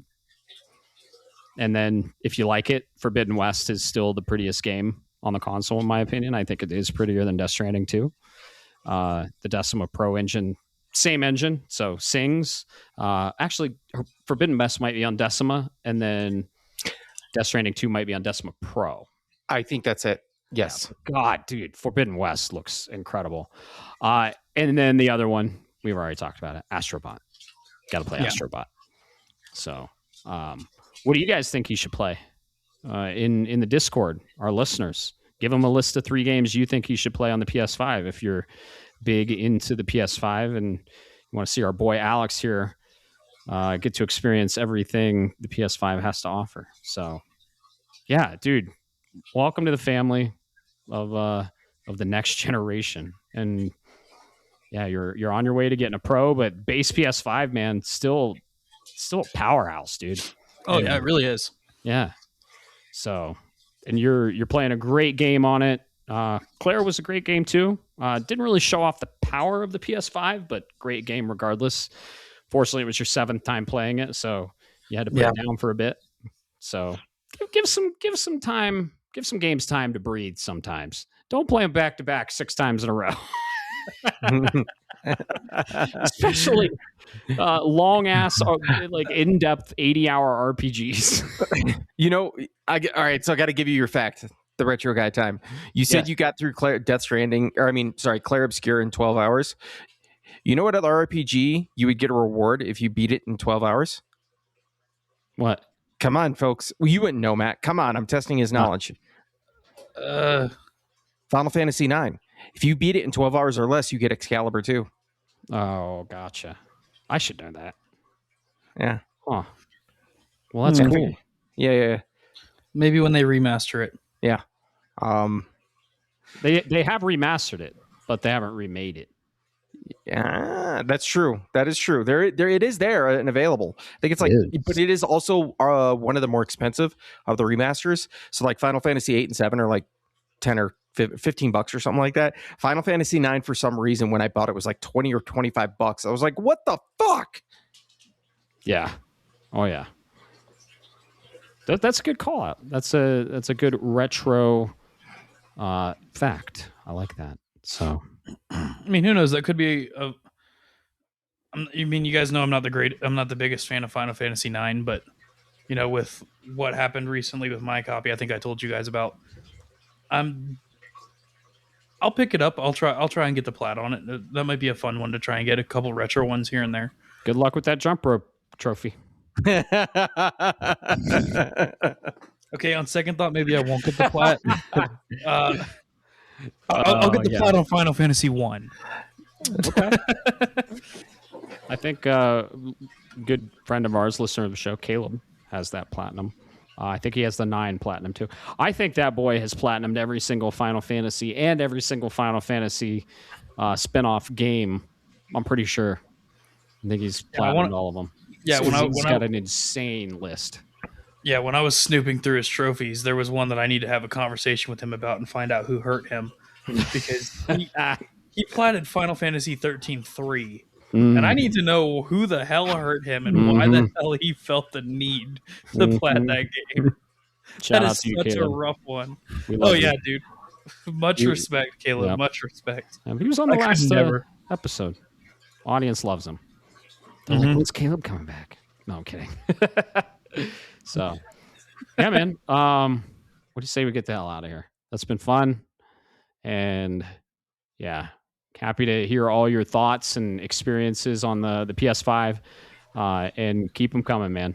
And we'll definitely talk off cast more DS2 stuff. Wish you would have been there for the spoiler cast, but hey, now you're front and center here with all of us with new games coming out. We're all going to be playing Resident Evil Requiem together, and maybe we'll fucking do a spoiler cast on that.